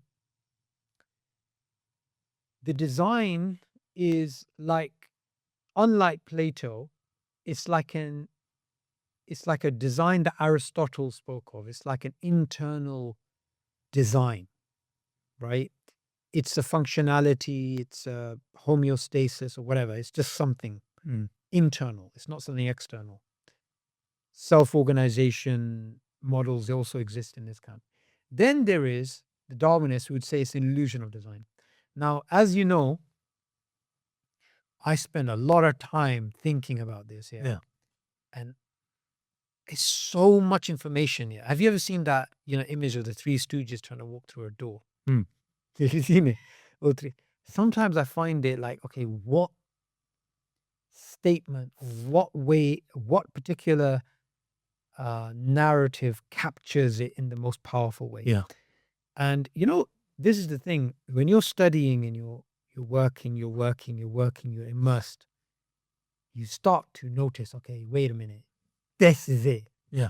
This is how people are going to understand it, right? So I found a statement of Dawkins, and he never says the same thing in those words in his other publications. It's actually a Telegraph article, Okay. not his book. And in that article, he says the natural selection and random mutations has created an illusion of design so persuasive, it's almost indistinguishable from actual design. Okay, let's take a breather and think about that. What the hell is he talking about? Think about that. Yeah. Say there's intentional design and there's unintentional design, mindless design, Darwinian design, and they're both here. He says there, the illusion of design created by Darwinism is so powerful, it's almost indistinguishable, almost impossible to distinguish between actual design and Darwinian design. That is not a scientific statement at all. That is a metaphysical statement. And not only is it a metaphysical statement, it is a statement of a value judgment. You're basically saying it's almost impossible. Fine. It's almost impossible. If it's almost impossible to the degree that it's 0.0000001%, how do you distinguish that? Yeah. That's the next natural question one Okay. would ask. You have said for the past, since 1976 it's going to be 50 years next year, the self-regime. In 50 years, in all of your hundreds of your lectures, dozens of your debates, in your whatever, all of this interaction that you've been having in the books you've been publishing and everything you've been writing online, you didn't once explain what that 0.0001% is. Yeah. Where's the How- paper which says where- how to distinguish between Where actual is and, the discernment criteria? Yeah. Where is something that we can use to adjudicate between these two options? Yeah. So what I realized about that statement is he's basically saying it is Darwinism's ability to create an illusion of design which is so powerful, it is impossible to distinguish it from actual design. But to protect himself, he adds a caveat. He adds a conditional. He says, almost. Yeah. So someone can turn around to him and say, yeah, but if design is so powerful as an illusion that it can be, it's impossible to distinguish it from actual design, then that statement is just true. if it swims like a duck and quacks like a duck, then duck. probably is a duck. It's basically, you've made a categorical statement, but he cannot, because then someone will say, okay, you have to justify. So he says almost. Yeah. So now we can turn around and we can basically do this. We can say, okay, so let's have Dawkins sit here. I have an object. There's another object here. Two objects. You're saying this one and this one, it's almost impossible to distinguish between them. Okay? How would you advise us if we want to discover if this is due to an external designer and not natural selection? He doesn't have a clue. Yeah, because based on the statement, you'd assume he's discovered something. There's something that, he's figured out and calculated that distinguishes. And this is why he will not debate intelligent design proponents. He will happily debate people who are less qualified. He will happily have a discussion about, some woman called Wendy, some creationist from America, school kids in London, random people. He'll have discussions with John Lennox. Yeah. But John Lennox is not from that background. Yeah. He's from a maths background. John Lennox, he wiped the floor with him. Yeah. But when it comes down to, okay, so your job, imagine this, right? If someone said, who's the number one debater for the Muslim side? I would say Hamza Sotzis. Okay. So Muslim side against atheism is Hamza Sotzis. And then someone says, okay, so how many atheists has Hamza debated? And I say none. No, he's never debated a naturalist, but he's been debating random people on the street. And people can be like, so your number one proponent for Islam against atheism has never debated an atheist. Be like, okay, that doesn't make any sense. So his credibility is based upon his total destruction of the other side. Yeah. And a track record of whatever years, Yeah. 20 years, whatever it is. Dawkins doesn't have a single debate against an intelligent design proponent. Just think about that. That speaks for itself. Just think about that. Yeah. That is crazy. Yeah. That is just unbelievable. And when he comes across someone who he knows they have the ability to run rings around him, like William Lane Craig was supposed to debate him at Oxford, he refused to turn up. And he refused to turn up for what reason? Something about Craig believes in some sort of genocide in the Bible. I don't know what the details are. And he thinks that's immoral and whatever. Isn't that the entire point of a God delusion? Isn't that the entire... if you were... I don't know the details of that, but I think it's to do with the Canaanites and something that happened, right? But, okay, isn't that ammunition for you? You turn up in the debate and you say, you believe in genocide. Yeah, it's a debate at the end of the day. I mean, that's where you hash it out. That's where you hash it out. Okay. And that wasn't even the debate topic. It was supposed to be about the God Delusion, his book. So when it comes down to design is something that Dawkins in River Out of Eden, he says, design is useful as a working heuristic. You can use design, you can use, to break it down, functionality, purpose, teleology, to discover stuff. In fact, blood circulation, right? Blood circulation, William Harvey, when he discovered that was, and this is the example that Dennis Noble uses, that he was using a functional explanation. Okay, what is this thing for?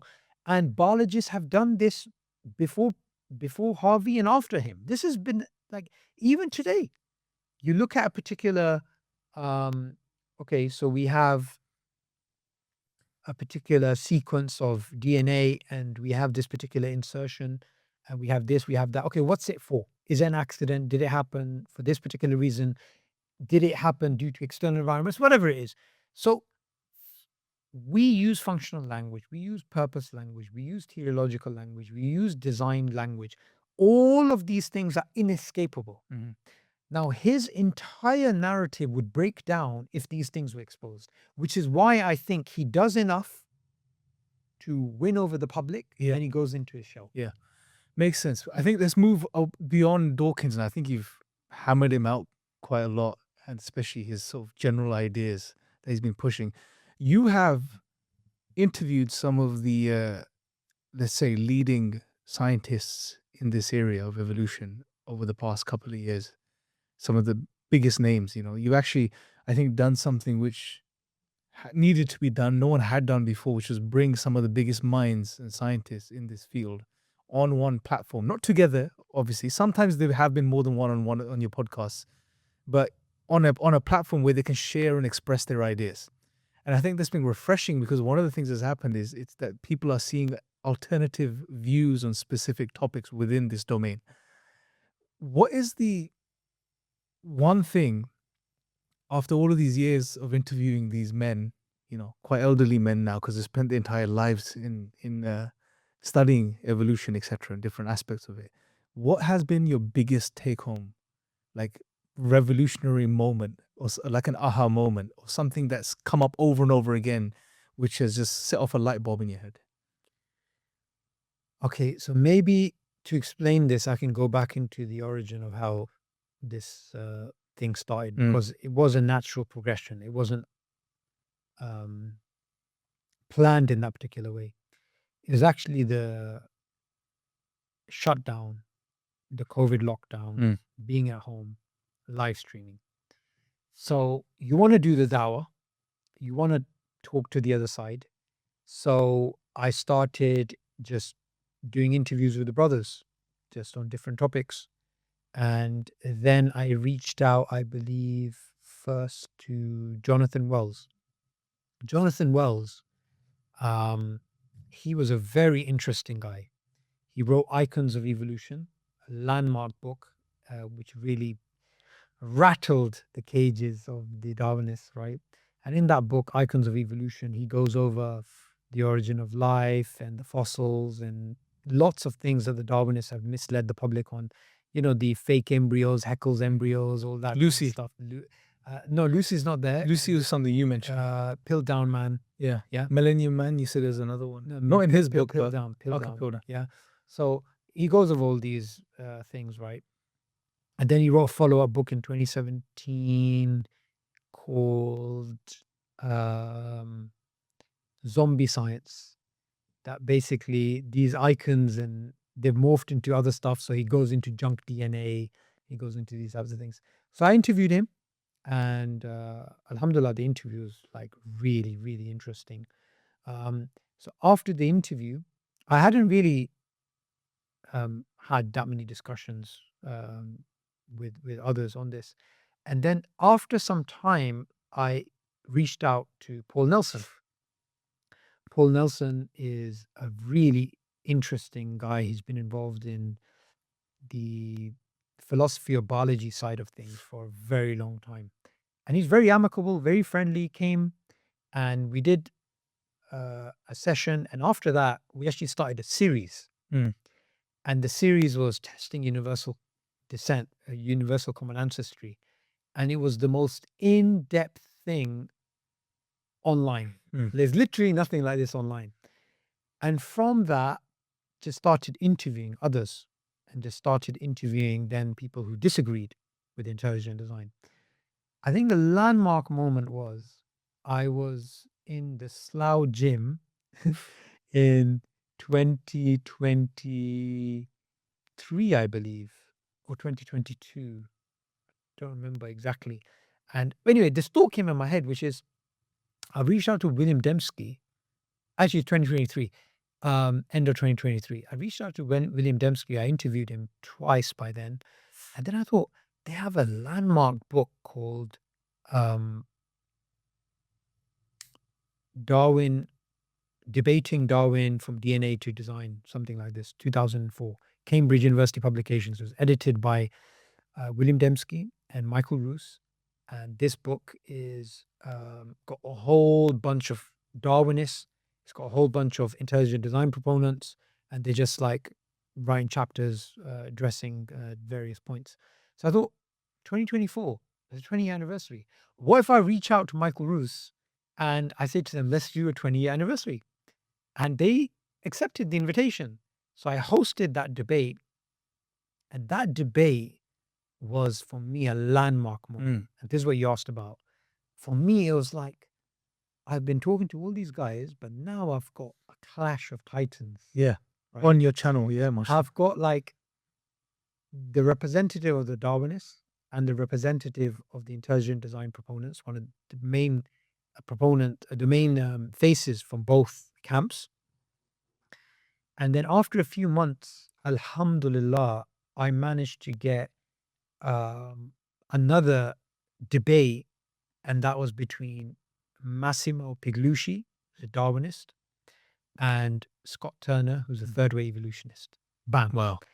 And then, inshallah, this is going to be coming out soon. I'm going to be, basically writing about these two interactions as well, right?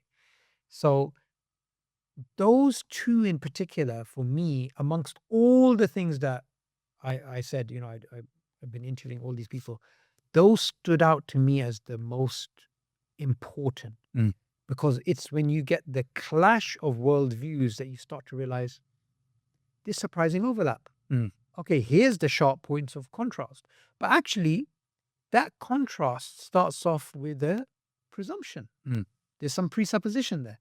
So what I learned is, wait a minute, this isn't just me about interview. This isn't just me interviewing people. I'm actually learning a lot. Yeah. And there's actually a lot going on.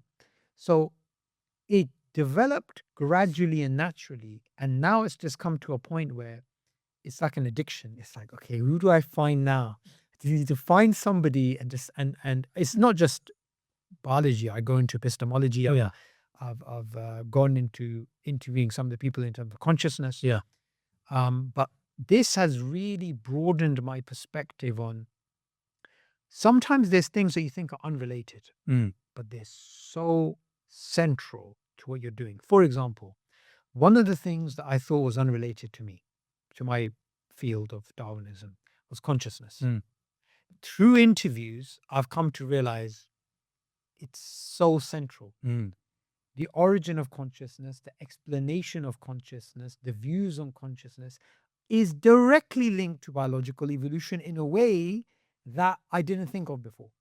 So what I've come to realize is there's definitely a natural selection of ideas happening. It's like you chuck in all this stuff and right at the top, you get the best ideas. Yeah. And from those best ideas, you start getting ideas that you build on. And I feel like I've been just like in the university. Yeah. You're like, you're just walking into The private university that you've got private going university, going there. And do you know what someone said to me? Like, and I do get this, that, oh, not a lot of people are interested in this. And, like if you look at the viewership on my channel, if I make a video, like, for example, me talking chasing about, a cat down the road, or trying to catch a mouse for dinner, something like that. Elon Musk's, Elon Musk's father getting dawah by Dilly Hussain, blah, blah, blah, whatever, just normal YouTube stuff. That'll go into thousands of views, tens of thousands of views. And lots of this stuff is like 1,000 views, 1,000 views. That's it. But you know what? It's like, it's not about the views. Who cares about the views, right? Like being a YouTuber, the pressure is do things to get more views. Yeah. Okay. That's like a normal, because that's your field. You're a YouTuber and you're doing that. But when it comes to this stuff, right? For me, it's like an addiction. Yeah. Because it's like, this is like, sometimes these academics, they've never interacted with each other directly. Yeah, and it's like the UFC of evolution, bro. Yeah. It's like And then the cage. and then I sometimes think like this is what YouTube should be about. Yeah. It's like getting into a super niche. Yeah. Yeah. Yeah. And then showing the public something that they would never experience, Yeah. even if they're to study. I think that's so powerful, bro. And it can sometimes, I do sometimes feel like, is anyone watching? Yeah. Do you know what? There is a hardcore group Of course people there I've is. come to notice. They're just like, Yeah, but Yeah. here's the thing. Here's something I don't think you do realize, bro, which is this topic has, whether in a good way or bad, it's one of those key topics, something that's affected Muslims so much, younger Muslims. It's that key sticking point for many people looking into Islam. It's such a big topic. And the fact that there's a specific narrative which is front and center in the world that we live in today, whether it's in education, in society, wherever it is, in every aspect of society, there's a certain narrative that's pushed. Darwinian evolution is true. We figured it all out. We know how life started. We know how life evolved. Full stop. Don't talk about it. If you have any other views, you're an idiot, right? And you're shunned, right? But by you doing this on your channel and focusing on this hyper niche area and bringing the leading world experts into the arena and getting them to, share their ideas, debate their ideas, speaking to them, asking them these deeper questions, bro. Over the past couple of years, you've built this catalog and this space now, which is bringing information out to the public, which they did not have access to before, and they wouldn't have had access to. So this is so powerful in and of itself. And secondly, bro, I think, now I'm not saying this to throw dust in your face or anything, but I think what it's also done is put you in the position as probably one of the, if not the leading spokespersons, and I think you're very underrated in this regard, when it comes to your public profile or your work, is that the way I see you, bro, is you are the leading expert on a public level to take everything that the experts are discussing and all of the ideas and how they agree and disagree with each other and bring it and refine it and bring it to the public, right? I don't think there's anyone else out there that's spoken to all of these different academics in the field from different perspectives, whether they're Darwinists or whether they're natural intelligent design proponents, and chewed over their ideas and thought about it and reflected upon it. I don't think anyone else is in that position. So based on your position, bro, and the responsibility that you have, for a Muslim and a non-Muslim audience, I think this is a good place to wrap it up. I want you to first give Muslims some advice in regards to, based on all of your experience talking to the top guys and discussing and you've had private conversations with some of these guys as well off camera. Based on all of your experience and your interactions, what advice can you give the Muslims watching this who may have come across the idea of evolution in school, may be troubled by it, etc.? Give them some advice, and then we'll move on to the non-Muslim audience who is so convinced by a specific, that so popular narrative right now. Darwinian evolution is the absolute fact. Yeah. Give them a summarized message. So I would say the first thing to keep in mind is don't think it's just about the science. That's one of the fundamental mistakes that people make. They think a lot of these conversations is science. It's actually science being informed by metaphysical considerations, by presuppositions, by certain religious perspectives. Or irreligious, yeah. When I say religious, I also mean like a Darwinism in a naturalistic perspective, from a naturalistic perspective. So there's a lot of that going on. Sometimes you simply need those things to be categorized. Like, okay, so design being an illusion is not a scientific conclusion. It's a metaphysical presupposition of naturalism. Okay, so this is not a scientific statement, although it's been stated by prominent scientists, because that's what people think. Scientific statement by any scientist is a scientific statement, when it could be a scientific statement informed by their theological perspective, but they're not telling you that. Right. That's one thing. Another thing I would say is Muslims are, there's something interesting. There's a quote that comes to my mind from Patricia Farah, who wrote a book, Science, a 4,000-Year History. She says about all the different civilizations and the people that were involved in the scientific endeavor going back to the ancient times. And one of the things she says, interestingly, is that it's basically Islam as a religion which fosters a culture of education, which is why the Muslims were at the forefront of the science at the time. So there's something, and she refers to the Islamic imperative, the drive, the motivation being intrinsic to the religion itself. Because Muslims, we see nature and all of these as signposts to the divine. So what we should do is we should invest time and effort in thinking deeply about nature. Not superficial. Oh, I saw a video of Dawkins, I got confused. It's like, please. Yeah, please. Like, this is, do you remember a few years ago, like there's a whole thing about, well, they've discovered the God particle. People panicking. It's like, The Death of Neo-Darwinism, right? That book. I'm so happy that I found the right way of beginning that book. What do you mean?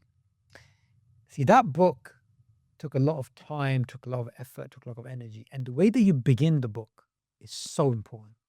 Yeah.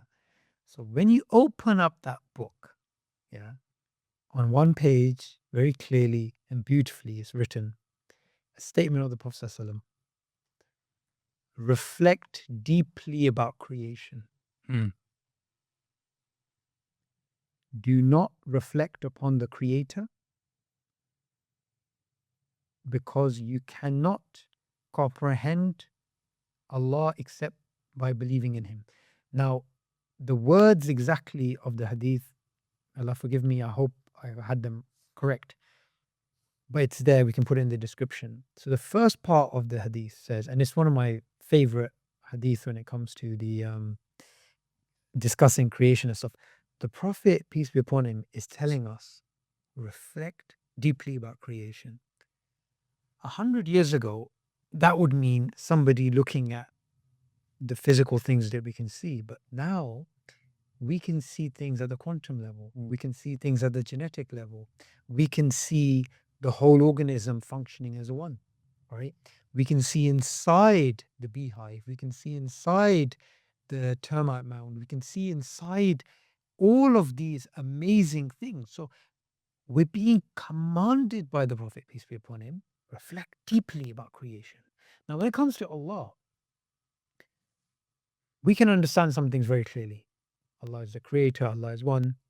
But the nature of Allah, the true essence of Allah is beyond us. Now, what's so interesting is there is the creation, there is the creator. Okay?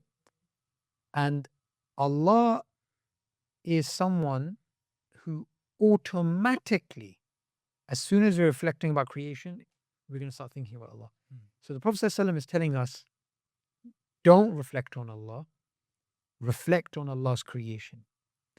And for me, if anybody was to say to me, what is your advice, like you said, I'd say this hadith. Yeah. Because the entire problem is we react to narratives. Oh, my teacher said there's no God. My teacher said they discovered this happened or that happened. And it's like, you'd never have those problems if you were a deep thinker. Yeah. And one of the things about a deep thinker, Imran, is you don't take things for granted. Yeah. You don't think to yourself, this particular person said this particular person said that, therefore it must be true. Yeah. No, you're a thinker. You actually think. You actually think.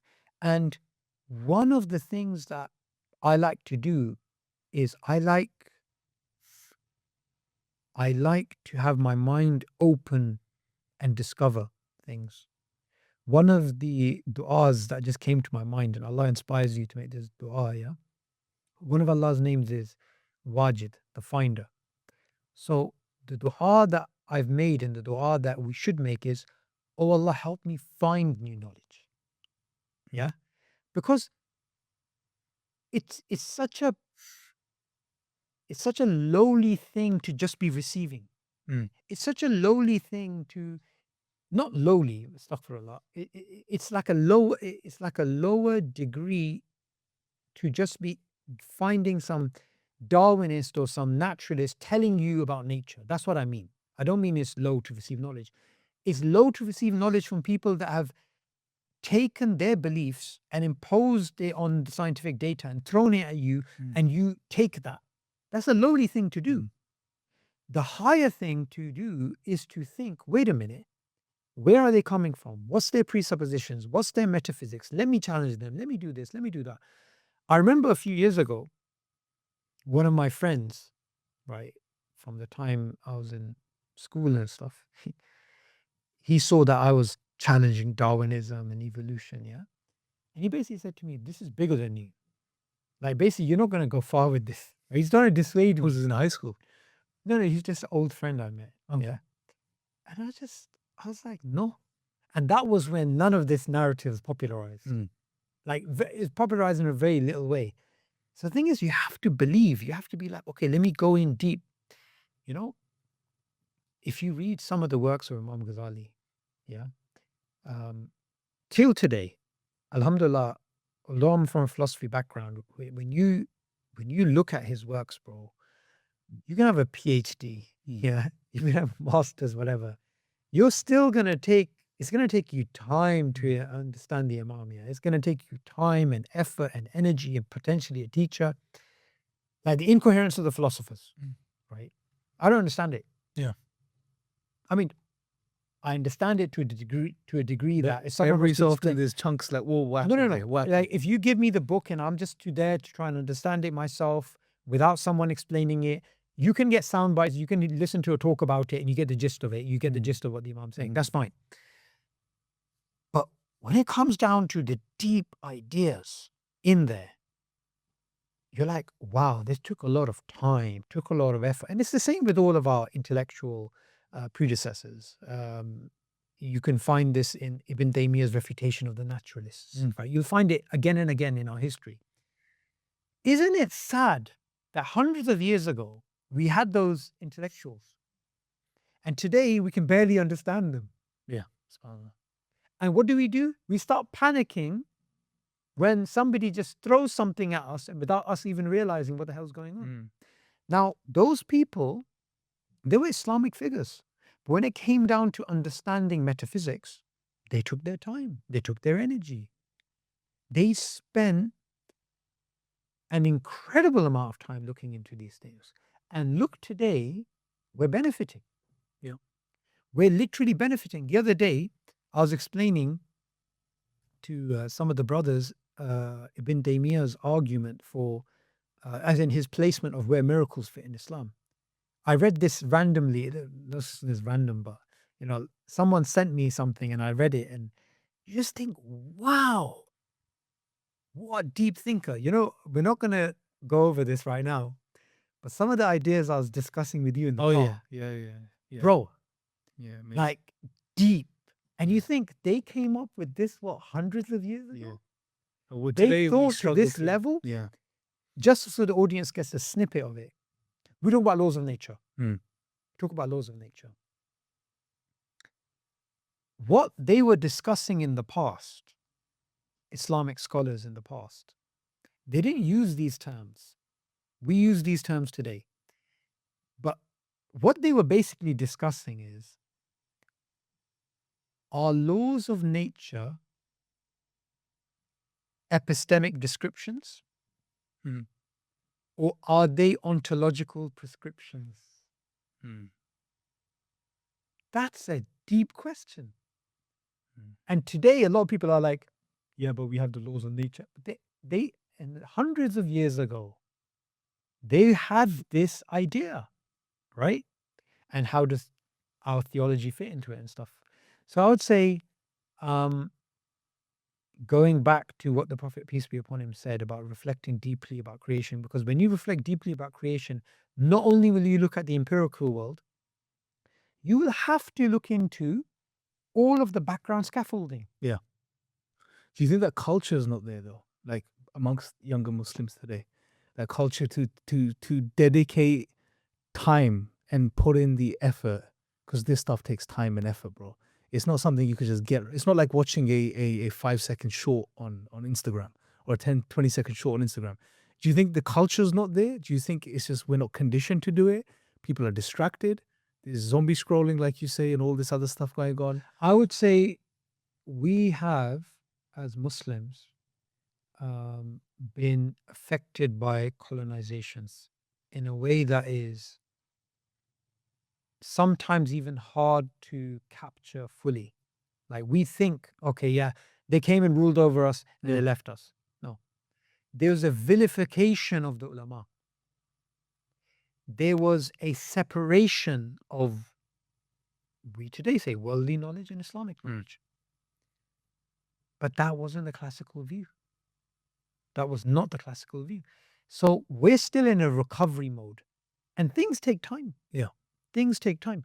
They are out there, brilliant Muslim minds. They are people whose knowledge is far more than mine. They are people with far better skills. They're just not publicly as out there as I am.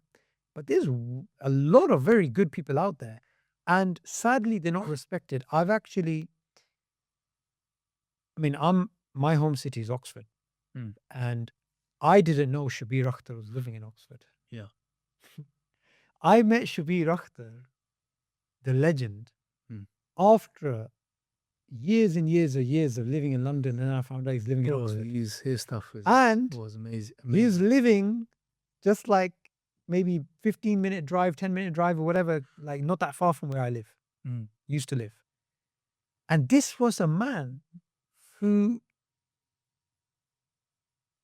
forget the contributions that he made and the research that he did at Oxford and what his colleagues say about him, and his brave stance when it comes to describing Islam in his books, and what's it called? Islam and imperial faith, and all this type of stuff. Just look at the fact that even in his hometown, right, city, no one knew who he was. Yeah. And then I told some people in my own family, oh, by the way, there's this guy. Yeah. Even they didn't, nobody knew. And imagine that if that was from another faith, if that was from another faith and that was there, like C.S. Lewis or whatever, right? Shabir Akhtar is like, someone who is cut above the rest. Yeah. And even today, if I was to say, talking to someone, and if I was to say, yeah, Shabir Akhtar in his book says this, and he'd be like, huh? Yeah. Shabir who? So we don't celebrate these people, but I think future generations will. Inshallah. So that's some advice for the Muslims, and I think pertinent advice, important advice for the times that we live in, because there's so many more distractions that didn't exist in the past. So that's another, navigating that space. You got a course called Zombie Scrolling, I think, which I think deals with some aspects of those types of distractions and how to deal with that. So check that out. We'll put it in the description, inshallah. So yeah, man, I think it's been brilliant, bro. Any sort of last thoughts on where you think or how you think this whole discussion on evolution is going to evolve in the next, say, decade, in the next 10 years? Where do you think it's going to go? Is there going to be a paradigm shift in that Darwinian type of, idea, or that dominant idea, the dominant narrative? Is it going to remain? What do you think is going to happen? Look, if we don't have food here, if there's no proper food here, we'll start eating the cardboard. Yeah? No, you will start in the cardboard. Yeah. So we in South Start would eating eventually, like whatever. Yeah. The fact is, when you have a vacuum, it's going to be filled by something. Allah says in the Quran, and to your Lord direct your longing. Yeah. Human beings are longing. Human beings are empty. They're looking for something. The Darwinists, polemical Darwinists, there's no God, new atheism movement took off. Where the hell are they now? Where are they now? It's dying, that, to be honest. They're dead. Yeah. Or a better way of putting it is, they're dead, but they don't have the dignity to lie down. They're nobodies now. Yeah. People have moved on, man. People have moved on. Now, why did Jordan Peterson become so popular? Now, today, people remember Peterson for his horrific stance on Gaza and his shilling for the Zionists and his very fortunate, sickening and satanic turns, right? However, let's remember, before all of this, people knew him as something else. They knew him as the meaning guy. Yeah. He's talking about the Western civilization, the loss of meaning and purpose. And why else did he gain? He didn't become popular because of his political views. Yeah. All those years ago, he became popular because he's talking about meaning and purpose and values. And that's what's happening in the world today. I see now in the next couple of decades, people turning back to belief systems. And my invitation would be obviously to come to the belief system which is coherent, which is Islam. However, if people are not going to turn to Islam, they're going to turn to something else. Beliefs are not going down. The Soviet Union, they had decades. Decades in which they taught scientism, humanism, Darwinism, materialism, naturalism, and still people ended up believing in God after they almost straight away. Yeah, almost straight away. Russia today is religious. They are religious. They're a religious country. Central Asia, religion is flourishing. What the heck? Afghanistan was a communist state. Let's not forget that. It was a communist, secular, militantly secular state. What's happening in the world? The entire world is turning back, turning back, turning back, turning back. So my advice would be, the turn back, the longing should be to Allah, should be to God. What's happening now is you're getting people who are salesmen for many different philosophies and ideas. You're getting a lot of manipulation of people, and it's very easy to do. Yeah. So in this time, do not neglect the brain. So many times, religious decisions people think should not be based upon the brain, should not be based upon reason and logic. It's just my belief. It's just what I believe. It's like, no, your belief should be in line with what your mind is telling you is correct. Now, obviously, there's limits to certain things we can't understand. Yeah. But what religion is true, you should be using your mind. Yeah. You should be using your reason. So the use of reason, if it was not so important, why would it be mentioned in the Quran repeatedly? In the divine book sent by the creator of the universe, he tells mankind to use their reason.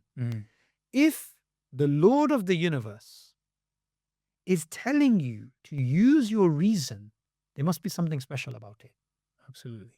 And there's no way, I do not believe for a second, anyone who is sincere and who uses their reason, they actually think they'll come to any other conclusion than pure Tawheed. Absolutely. It's not possible. Yeah. And I think that's a parting message I want to give to anybody. So, bro. So, where can people find your stuff? Where are your books? Where are your lectures? So, Sapiens Institute, you can get the books for free there. You can also find the playlists on my channel where I go over the playlist. Are broken off into different segments, so you can see the different things there. You can also see on Twitter, I'm normally rambling on there and picking fights and doing those sorts of things that you have to do to just... Yeah, maybe next episode we have to get into your dual personalities that appear every so often, you know. Right. There's this that's highly academic Oxford, That's fine. That's you know, fine. Yeah. descending from Oxford, We don't talk suit about this. jacket, you know, very sophisticated, you know, future evolutionary biologist, and then there's the, you know, what do we call him? Subboor? Subboor? Jekyll and Hyde, yeah. Jungly and Hyde, or Jungly and Subboor. So we'll have to talk to the Jungly side of you next time, I think. I don't want to tarnish what we've done here today with that discussion or wake that up within you, the Incredible Hulk. You know, it changes color. But that's for next time, bro. Jazakallah khair. May Allah bless you. Assalamu alaikum. Wa alaikum assalam wa rahmatullah.